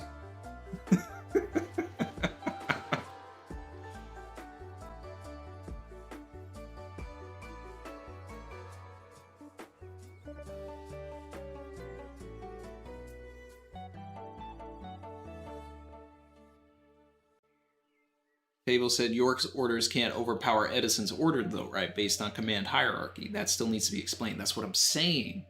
Edison gave the order. So now we need an explanation. We need an explanation of how this transfer happened. Savage. AJ Small said pull out the Funkmaster Flex horns. I'm gonna drop bombs.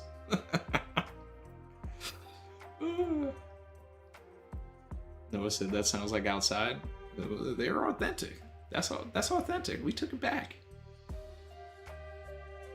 Jen said the OG days siren every stream. Oh yeah. My block was hot.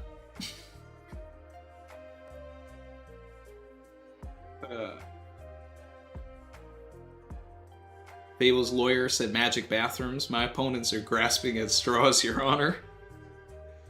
Fable's lawyer said objection.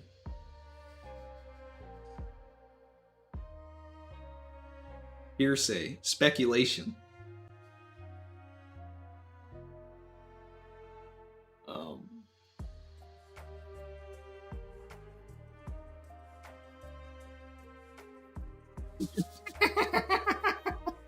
Robert the gambling guy said, tell me why I knew you were out looking for the sirens, but when they started going off, I thought I was being pulled over.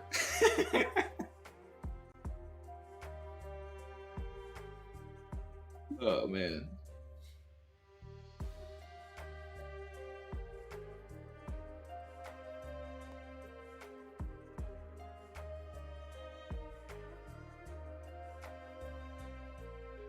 Dak, you got the Cavs? All right. Ty's got to engage 144p.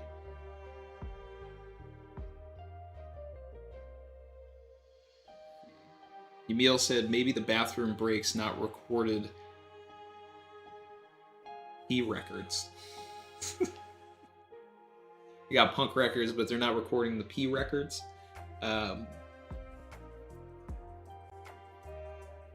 So when we found out that they have to sync their memories and all this kind of stuff, like that needs to get addressed as well.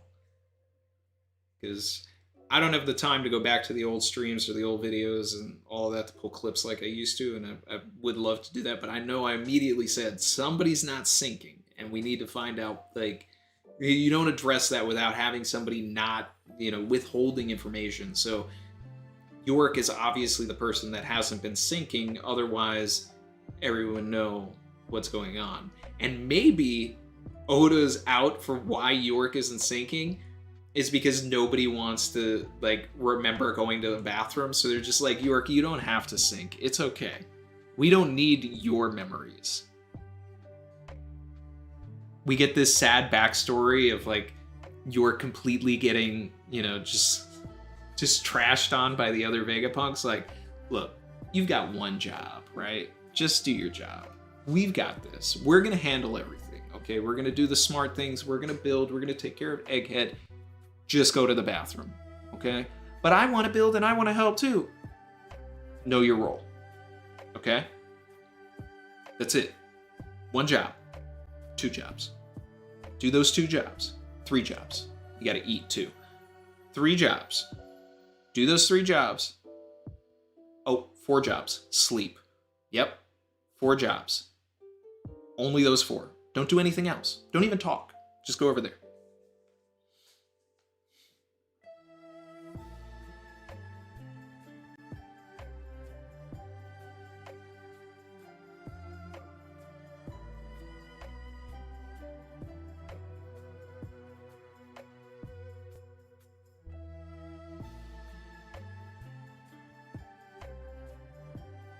Know your role and shut your mouth.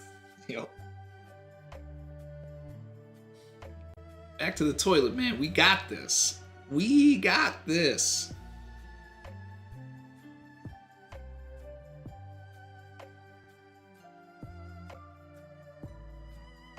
Oda's really about to craft a whole sad backstory around a bathroom. You guys realize that, right?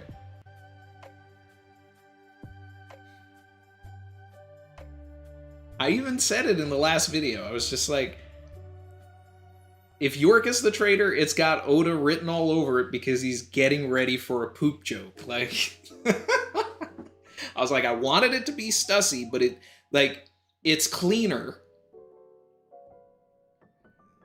Oh, you know, a great word to use as I'm talking about bathroom stuff. But anyway, it's cleaner from a writing perspective to have it be one of the Vegapunks. That was always like the main goal. Let's figure out which of the Vegapunks it was going to be. Do still want Stussy to be bad. But York is the right choice. The only thing that I want now is that I don't want it to only be York. Because that's kind of boring. Like, let's Maxo says Stussy plenty bad. Wheel of Dump, alright. If it is York, she's fully justified in my opinion.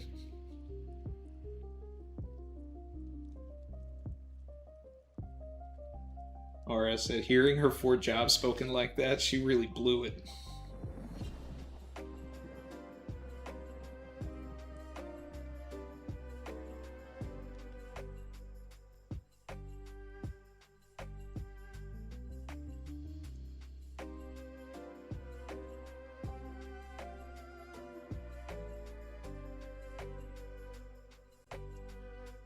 Harry Bull TJ said, I thought it was weird when Vegapunk stated that York has been to Marijoa in the past and has seen how it operates. Do you think he presented the satellites to the Gorosei? I don't think that he presented the satellites to the Gorosei. I just think that when Vegapunk moves, they move. When I move, you move. Like, I don't think they can be too far away from each other. I think they're all connected in that way, which kind of eliminates the idea of like doing multiplicity. But if they're all together, like I think they all need to, you know, stay synced and do all this other stuff. I don't think they can be too far away. I think there's a proximity thing. But that's also me just like trying to justify it.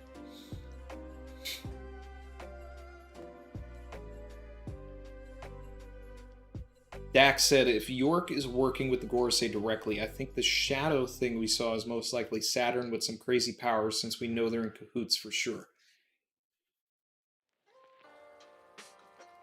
Is Saturn already on the island, though? Because that's quick, because if he's there, then I feel like Kizaru's got to be there too. And why wouldn't we have seen him yet?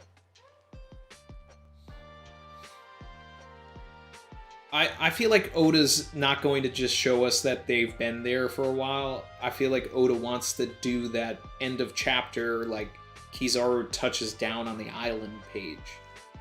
So that, you know, we build this tension.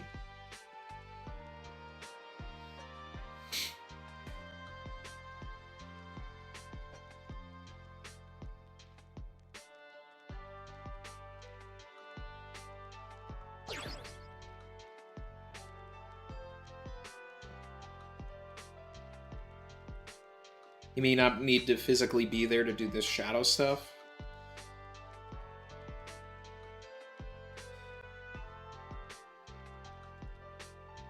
That's wild.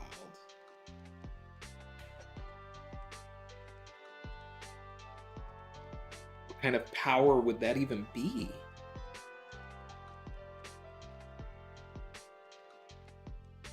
Astro projection? We already saw that with Perona. Shadows is Moria.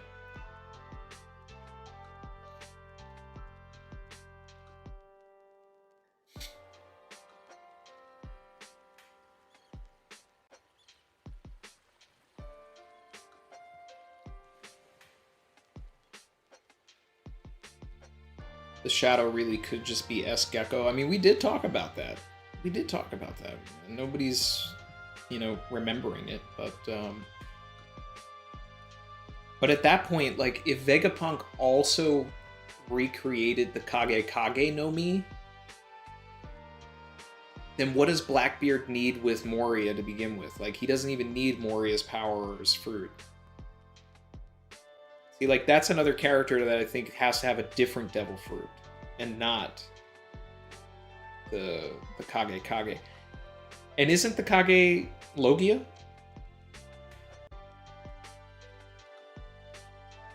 Like, you know, don't get me wrong, but... Or was that... Because Oda had something that it was presented as a Logia, and then he changed it to a Paramecia. I mean, he did that with Katakuri, but... Was it Moria? Was Moria the one that was like, we thought it was Logia, and then he was like, no, it's actually Paramecia, but... I feel like he turns into shadows and he dissipates. No, I guess Moria would have to be... He would have to be Paramecia. Because Luffy defeated him before he knew what Haki was. Terrible TJ joined the channel. Appreciate you. And another one. Another one.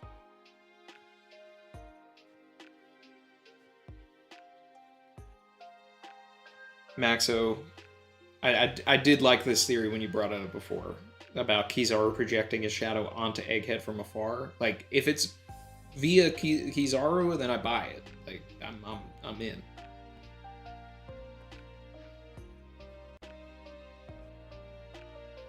Dax said Blackbeard tried getting Boa and Moria, and now they both might be recreated as Seraphim. Shadow Fruit is a Paramecia, yeah.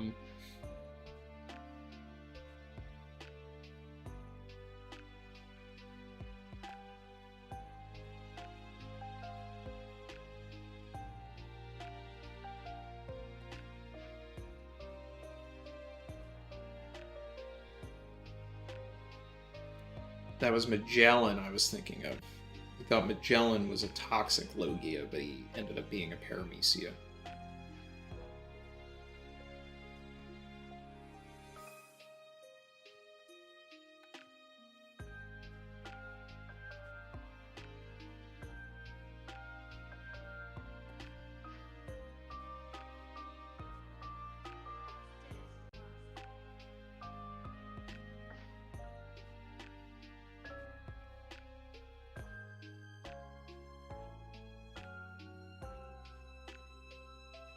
Alright, so let's talk about where we can go. Is there a break? Or we have a chapter next week?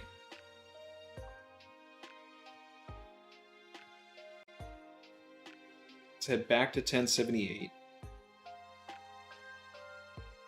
Let's see.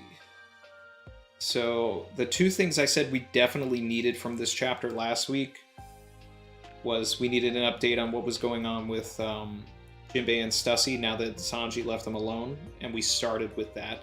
And I also said that we needed Atlas, Robin, and York updates, and we got that, so. Another one.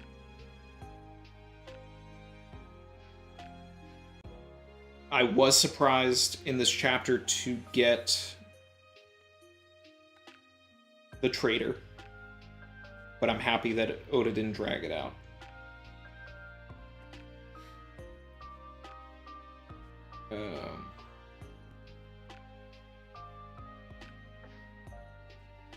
I want to know more about, like, this narrator thing that Oda was trying to do. Like, it's very weird and seems like out of place at, you know, towards the end of the chapter. I'm wondering if we get more of that. Like, do we learn more about the plan? I think York has to explain herself to Vegapunk in the next chapter. So she'll go into her hard past of being everybody's eat, sleep, poop machine. And then she'll have her, you know, Elsa moment of freeing herself of these, you know, shackles that have been given to her by this world.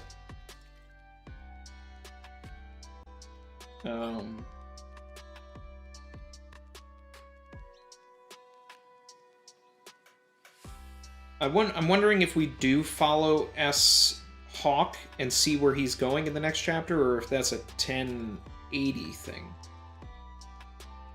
That might be 1080. I think we need more of Sanji versus S Shark. These 3 panels, while they are Chef's Kiss, you know, just full Pedro, like, action panels, I need more. And one of the things with Sanji is Oda usually wraps up Sanji's fights relatively fast because he uses Sanji as, like, his tool to escape. So Sanji's got to wrap this up to eventually, like, do something that gets us out of this situation. So whereas, like, Zoro's going to struggle against S Hawk, Sanji probably he's probably just gonna, like, crush this S Shark.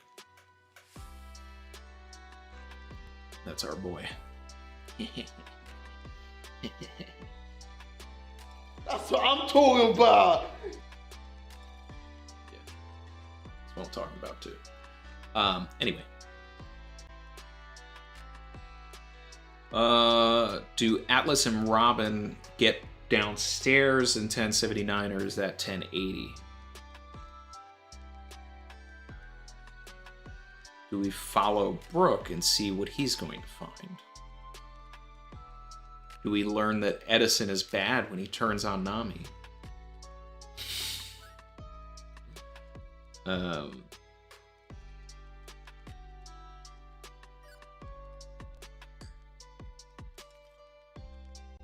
This Frankie scene ends with a little bit of immediacy. I think we need to know what's going to go on there, actually. That's one of my top things now. Frankie and S Snake following that thread. What are we going to do here? No, wait, hey, stop. Like that, we need to understand what's going on there.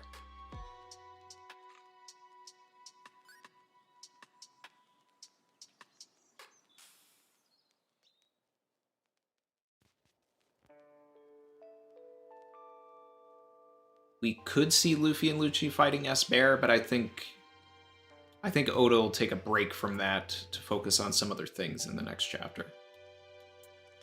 Because there's a lot of things that still need to be set up, and that's like one of the static things that I feel is going to like probably not get wrapped up until like 1082.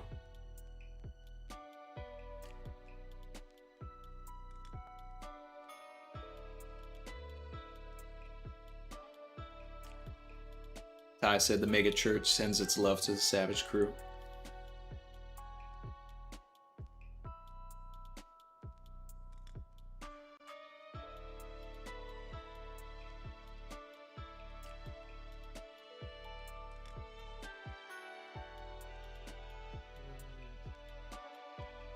Sanji, you gonna grow some wings next chapter? Whatever Robin says becomes literal now. My man's drinking some Red Bull.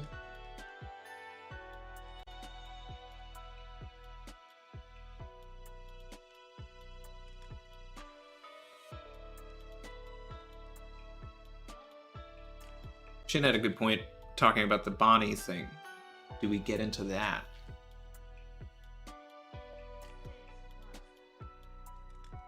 Because that's what started this narration. Bonnie has seen what was in the paw room.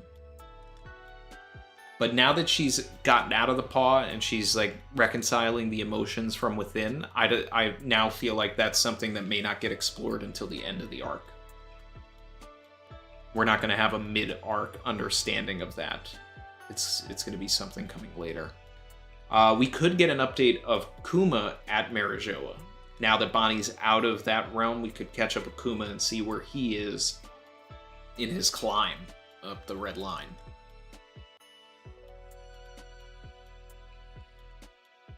Also, let me just say, like, we have so many vice admirals, we have so many people and everything like that. Like, why is Oda giving us new guys? We already have like established Marines that, you know, are somewhat threatening. Like, out of this group, Dahl is still an unknown factor to us. He could have thrown in Mamanga or something, and I'd be like, ooh, things are gonna get spicy, you know? But I mean, like, here we've got Frake, Gillychin, and Skunkman.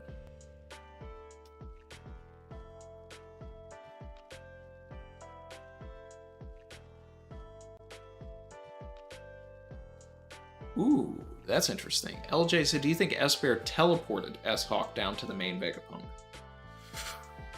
Ooh. I think Oda would have shown us that if he was teleported. I think he just left.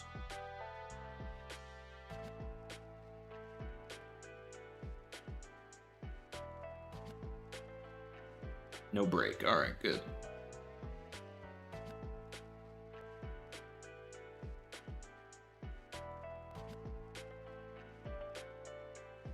Ronnie said, I have an agenda for you. Have you heard of the Punk Bunny theory? I have not.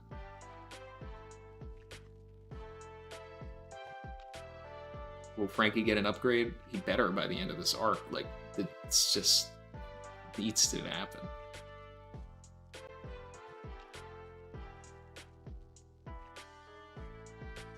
And did I watch the Oscars? Of course I did.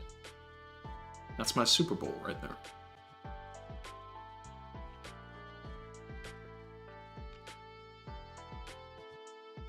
Phantom said, just want to drop in, say hi to Randy and the Savage crew. It's been a while. Haven't read the chapter, though, so I'll dip out for now. Copy that. Check it out. Savage.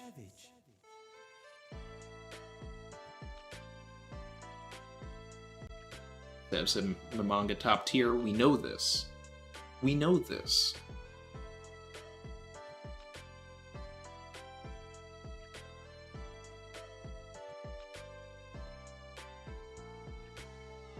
Goat.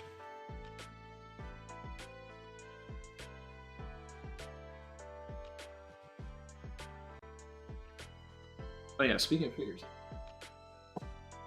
Forgot I was going to open this. This is dedicated to you, Chin. LJ916 said, I still think it's sus now that Atlas is alone with Robin. She takes her down to York and Vegapunk. But you see the pop happens where S-Hawk was. Wait, was there a pop? Did I miss that? Oh, he did! He did pop him!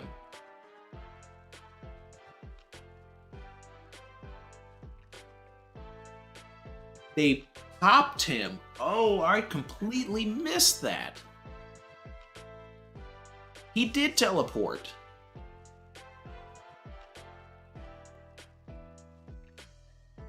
Ooh. It's about to get spicy.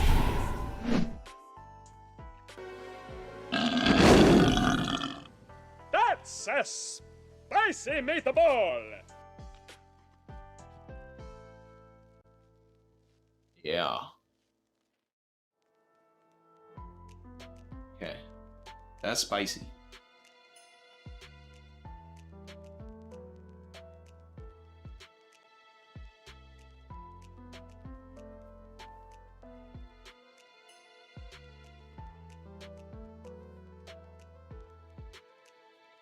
Ronnie said the theory is that Carrot snuck onto the cargo that she thought was going to the Sunny, but ended up on the Victoria Punk, which is Kid's ship. I've heard this. It's cute, but I think Carrot's out of the story, guys, for a while. Barry said, wait, who teleported? S-Hawk did.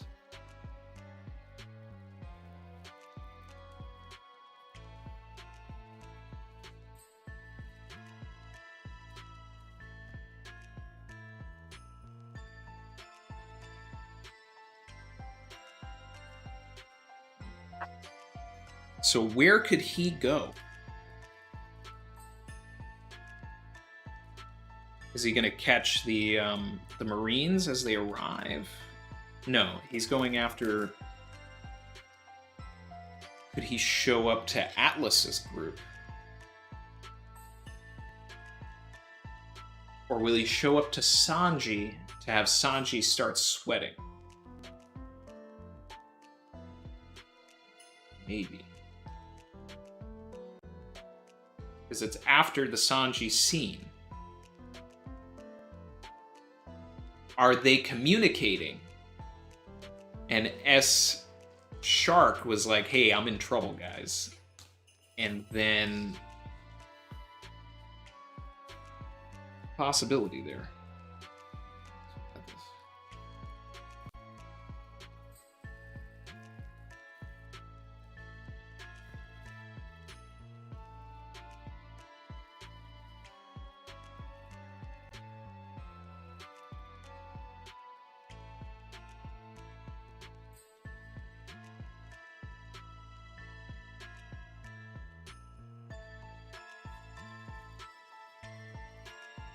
Oh my god, the fact that this exists is just wild.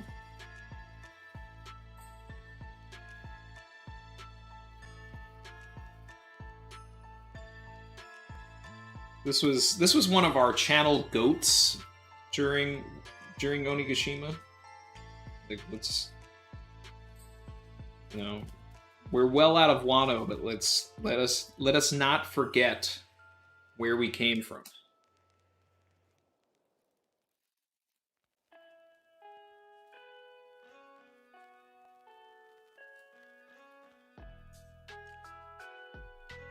Oh my god. Barry said, I can't believe you own that.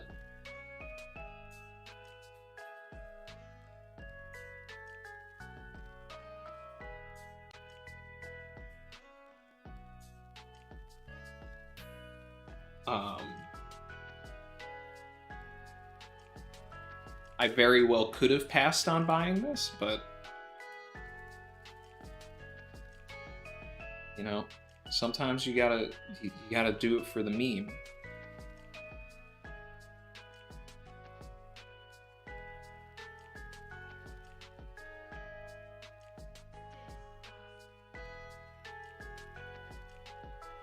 Terrible TJ said, thoughts on Zoro winding up where Bonnie is? Huh. S-Hawk goes to Bonnie? Then we get...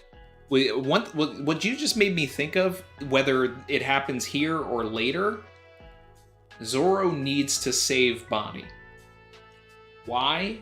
Because it would invert what happened in the archipelago where Bonnie saved Zoro from a celestial dragon. So if Saturn comes in and specifically tries to kill Bonnie, Zoro is pulling up on that. And Kizaru would... that's how it's going to happen. I think that's how it's going to happen. Kizaru and Saturn are going to pull up on Bonnie.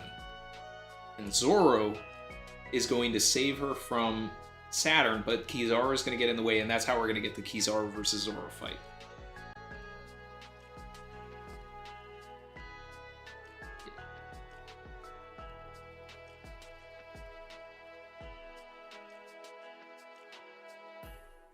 But as far as like this S-Hawk business, like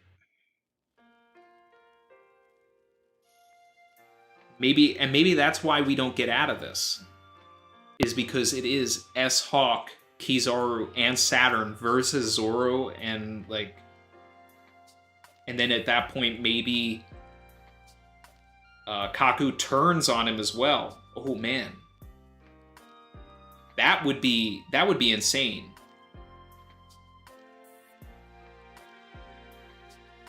I'm getting chills thinking about that. Like a scene where Zoro is like, because Kaku's going as well, and if Saturn and Kizaru pull up, like they're temporary truce, like Kaku's gonna be like, I'm with these guys. So then Zoro is trying to hold off S-Hawk, Saturn, Kizaru, and Kaku.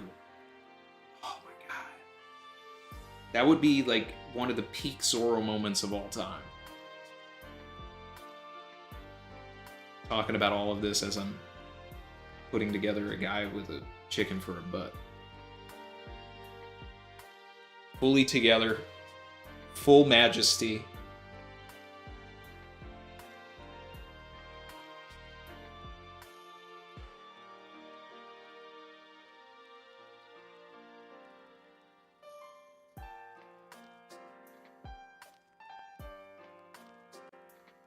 Put all of the parts together.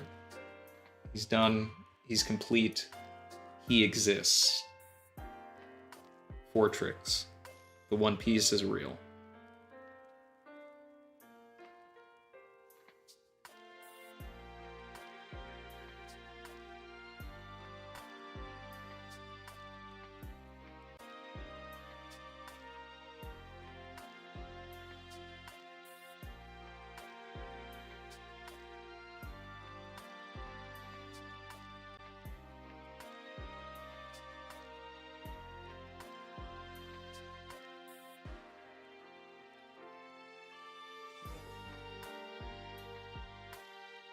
Really, can actually be seen.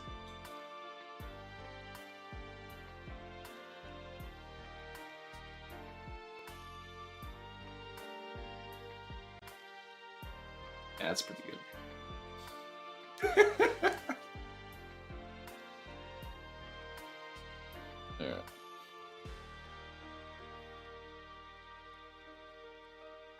Alright. Barry, thank you for the correction. A chicken with a guy for a butt. Yeah.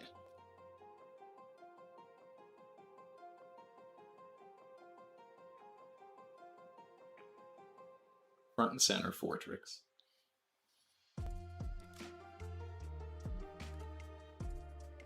Table said Zoro solos. He Zolos everybody. Maxo said good call on Zoro saving Bonnie. Also incoming, Chopper getting a chance to protect Robin after their moment. Water 7.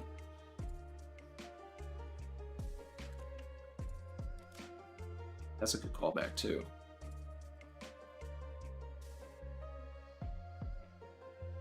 If a Cypher Pole agent is involved in that, it's even better.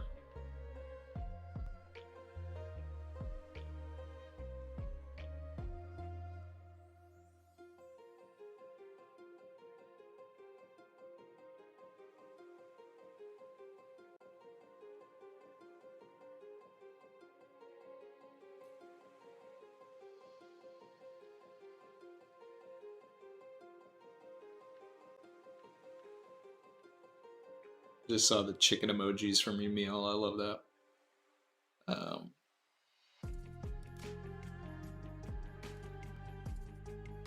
Kakia09 said, S-Hawk is hunting weaker prey, according to Lucci.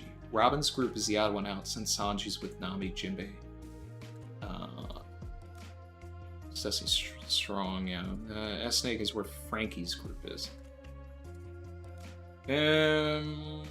He pops away after that. That's interesting, though. If he did go there, and then his goal was to, like, slash up all of the stone statues, and then Zoro's got to try and protect Frankie, Usopp, and Lilith, I do kind of like that, too. But I want my Bonnie thing now.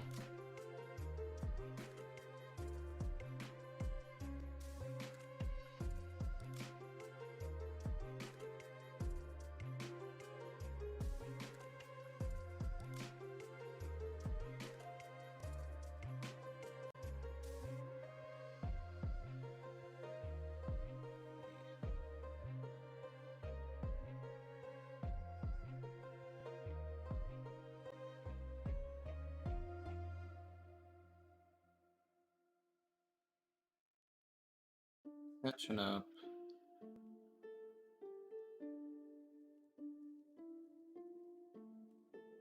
Oh.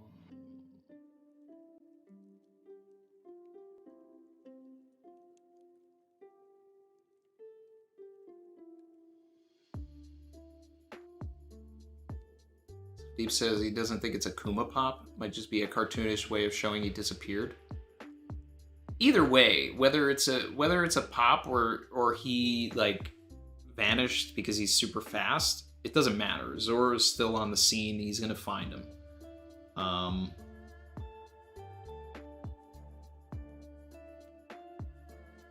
But it is drawn in the same way that, like, you would see Kuma popping someone away, though. I think he got pawed, but I'm team paw right now. It would have been better if Kuma's hand was outstretched a little bit, but I mean, he's right next to it, so it works. It works for me.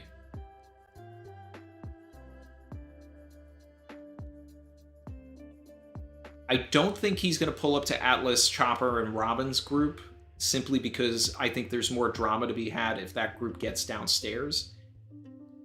And if S-Hawk does show up to that group, then Oda's trying to keep us away from downstairs. Right now, I think there's more story if they get downstairs. If it's them, I'll be able to reevaluate and kind of understand where Oda's going. But for right now, it makes the most sense for S-Hawk to either go after Bonnie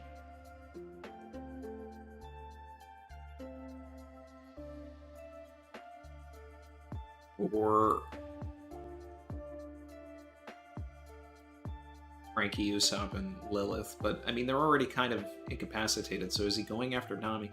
There's so many opportunities. But now I just want that Bonnie thing now. I want Kizaru, Kaku turns, Saturn, S-Hawk, Zoro's post-time skip, nothing happened moment. Like, let's go.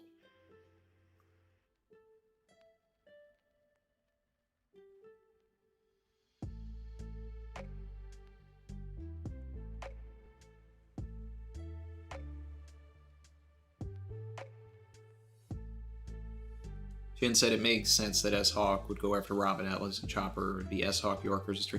From that perspective, I'm in. If they make it down there and then S-Hawk gets there, great. For me, I don't want S-Hawk to prevent them from getting down there. If that makes sense. But the timing of it, it's like, it's tough. Let's see. Well, okay. The pop happens after Atlas is already decided that they're gonna go there. So they could get there and get stopped like right when they're down there. So that's interesting. If they make it there, then it's my favorite choice.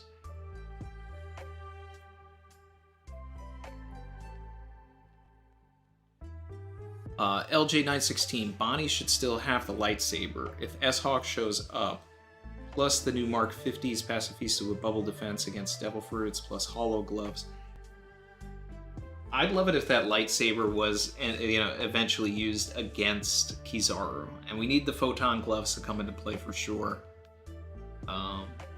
Emil said, is Smoker joining the siege of Egghead? He definitely will, in my mind.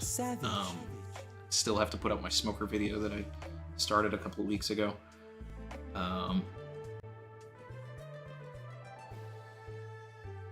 It could just be all York's flashback. There's gonna be a lot of bathroom scenes in that. Zeldris just subscribed. Appreciate you. Let's see.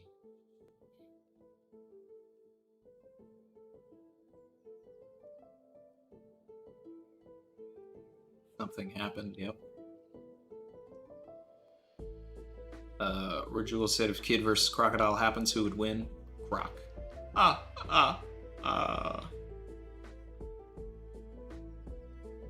Imagine the low moment of York. We've imagined it across this stream. And we'll get into it more when I do the analysis video.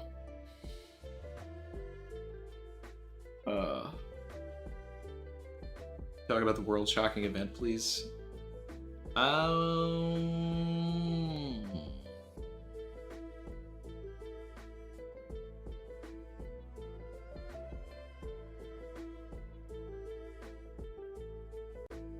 read into this a little bit, and I think this will be the last part of the stream here.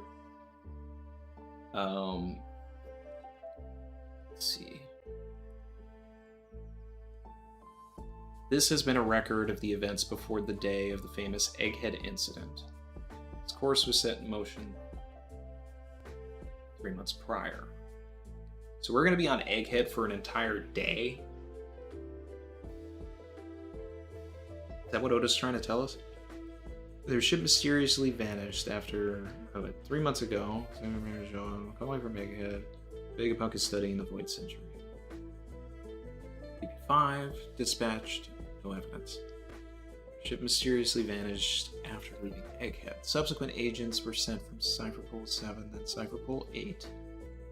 None of them returned to the government. This is Egghead. I want to speak to the ones in charge.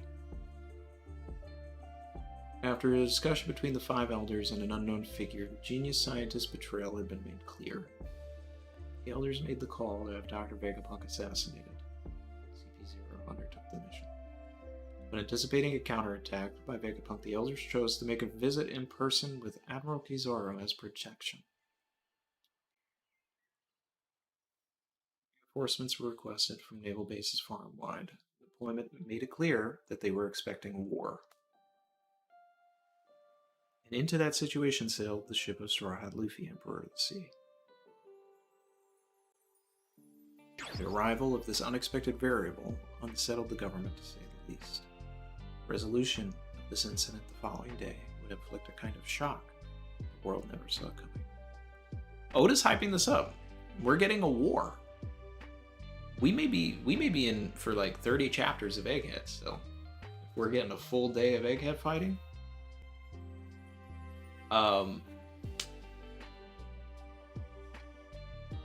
Resolution of this incident would inflict a kind of shock the world never saw coming.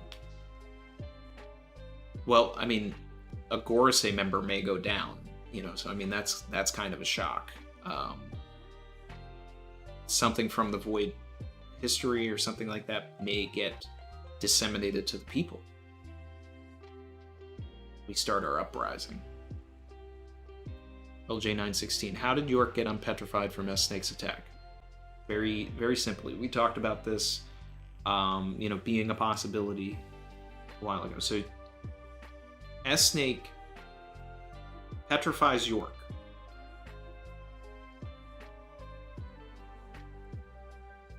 S-Snake is on a bridge. S-Snake is in the middle.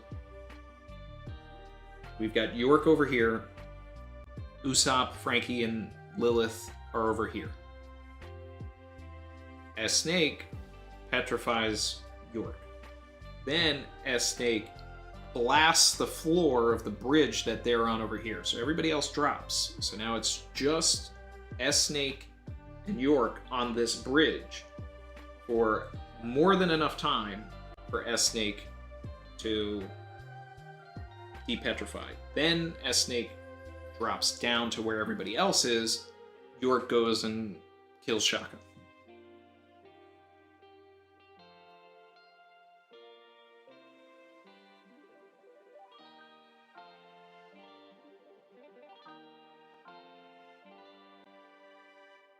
It's going to be Straw Hats and Cypherpole agents versus the Marines coming to Egghead. No. At some point, the Cypherpole agents are going to turn back to that side. What it's going to be is Straw Hats and the Marines versus the Marines. If Smoker is there, and he finds out that Vegapunk is the target, this dude who just helped a bunch of kids, Smoker is going to start a civil war with the Marines. So it's going to be the Marines versus the Marines with the Straw Hats. So that's going to be a kind of shock because we're going to start the Marine Civil War here.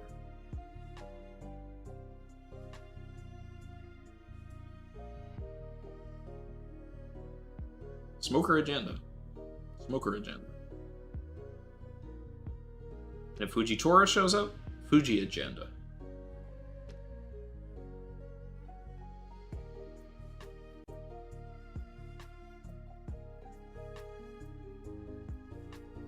The Mark IIIs will give them a good fight until Saturn turns them against our guys.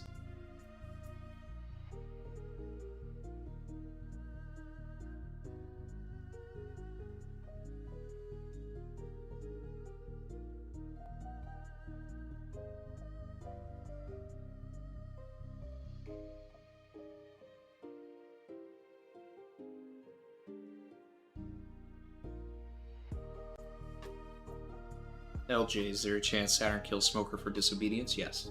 There's a very high chance for Smoker sacrifice play, or Smoker gets arrested and put in Impel down for disobedience. And then is part of an Impel down 2.0 breakout. Smoker agenda.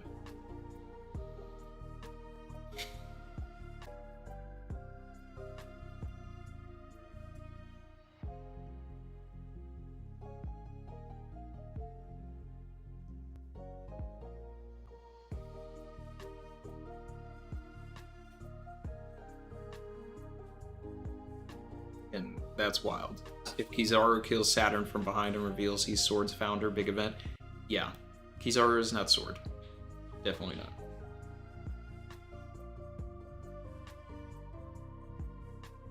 Do I think that Vegapunk knows about Eam's existence?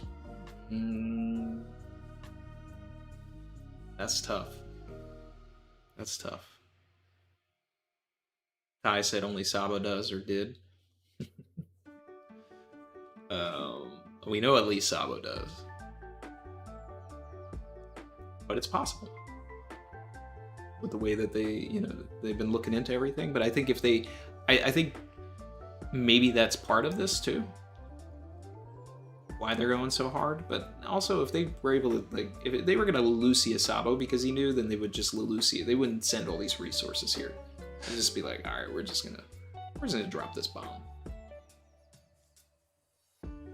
Garp is the Sword founder. Yes, we know this. And tomorrow may get new organs and join the war. He'll definitely be like part of the Civil War as well. Yeah. And it'll be like Smoker, Fujitora, Satomaru.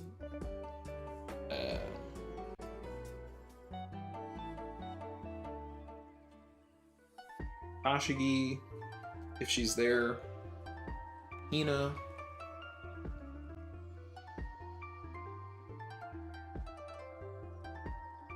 I don't know. All of Garp's people.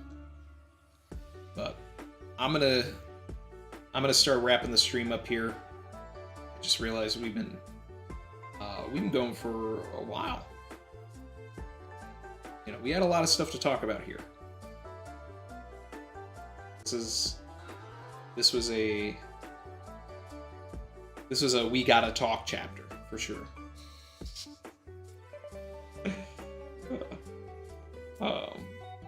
Fable's gotta go. Appreciate you, man. Appreciate your lawyer coming through as well. All lawyers are welcome here. Everybody's lawyer.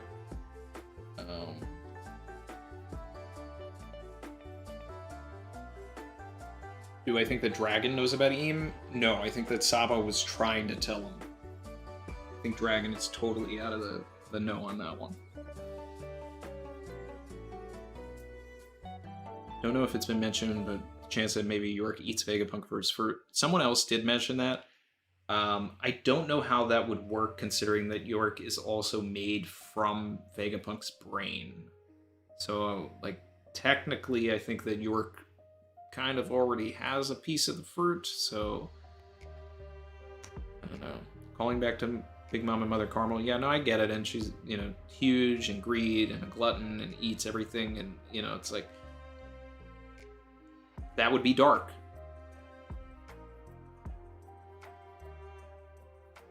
You know, if anybody had more cannibalism on their 2023 bingo board, you know, like start getting hype.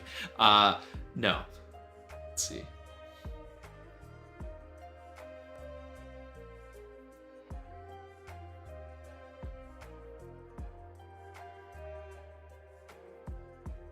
So that's gonna do it, guys. Like, comment, subscribe if you are feeling the vibe. And one more time.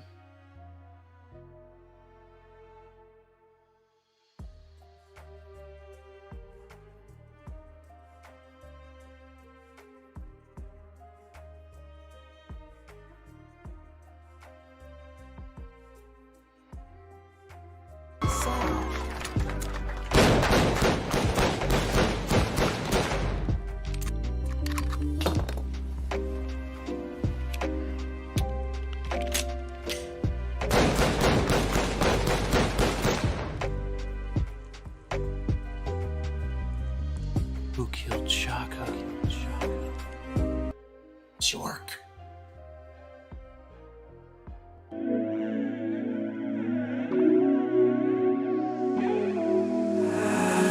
Swim me deep, deep. Savage.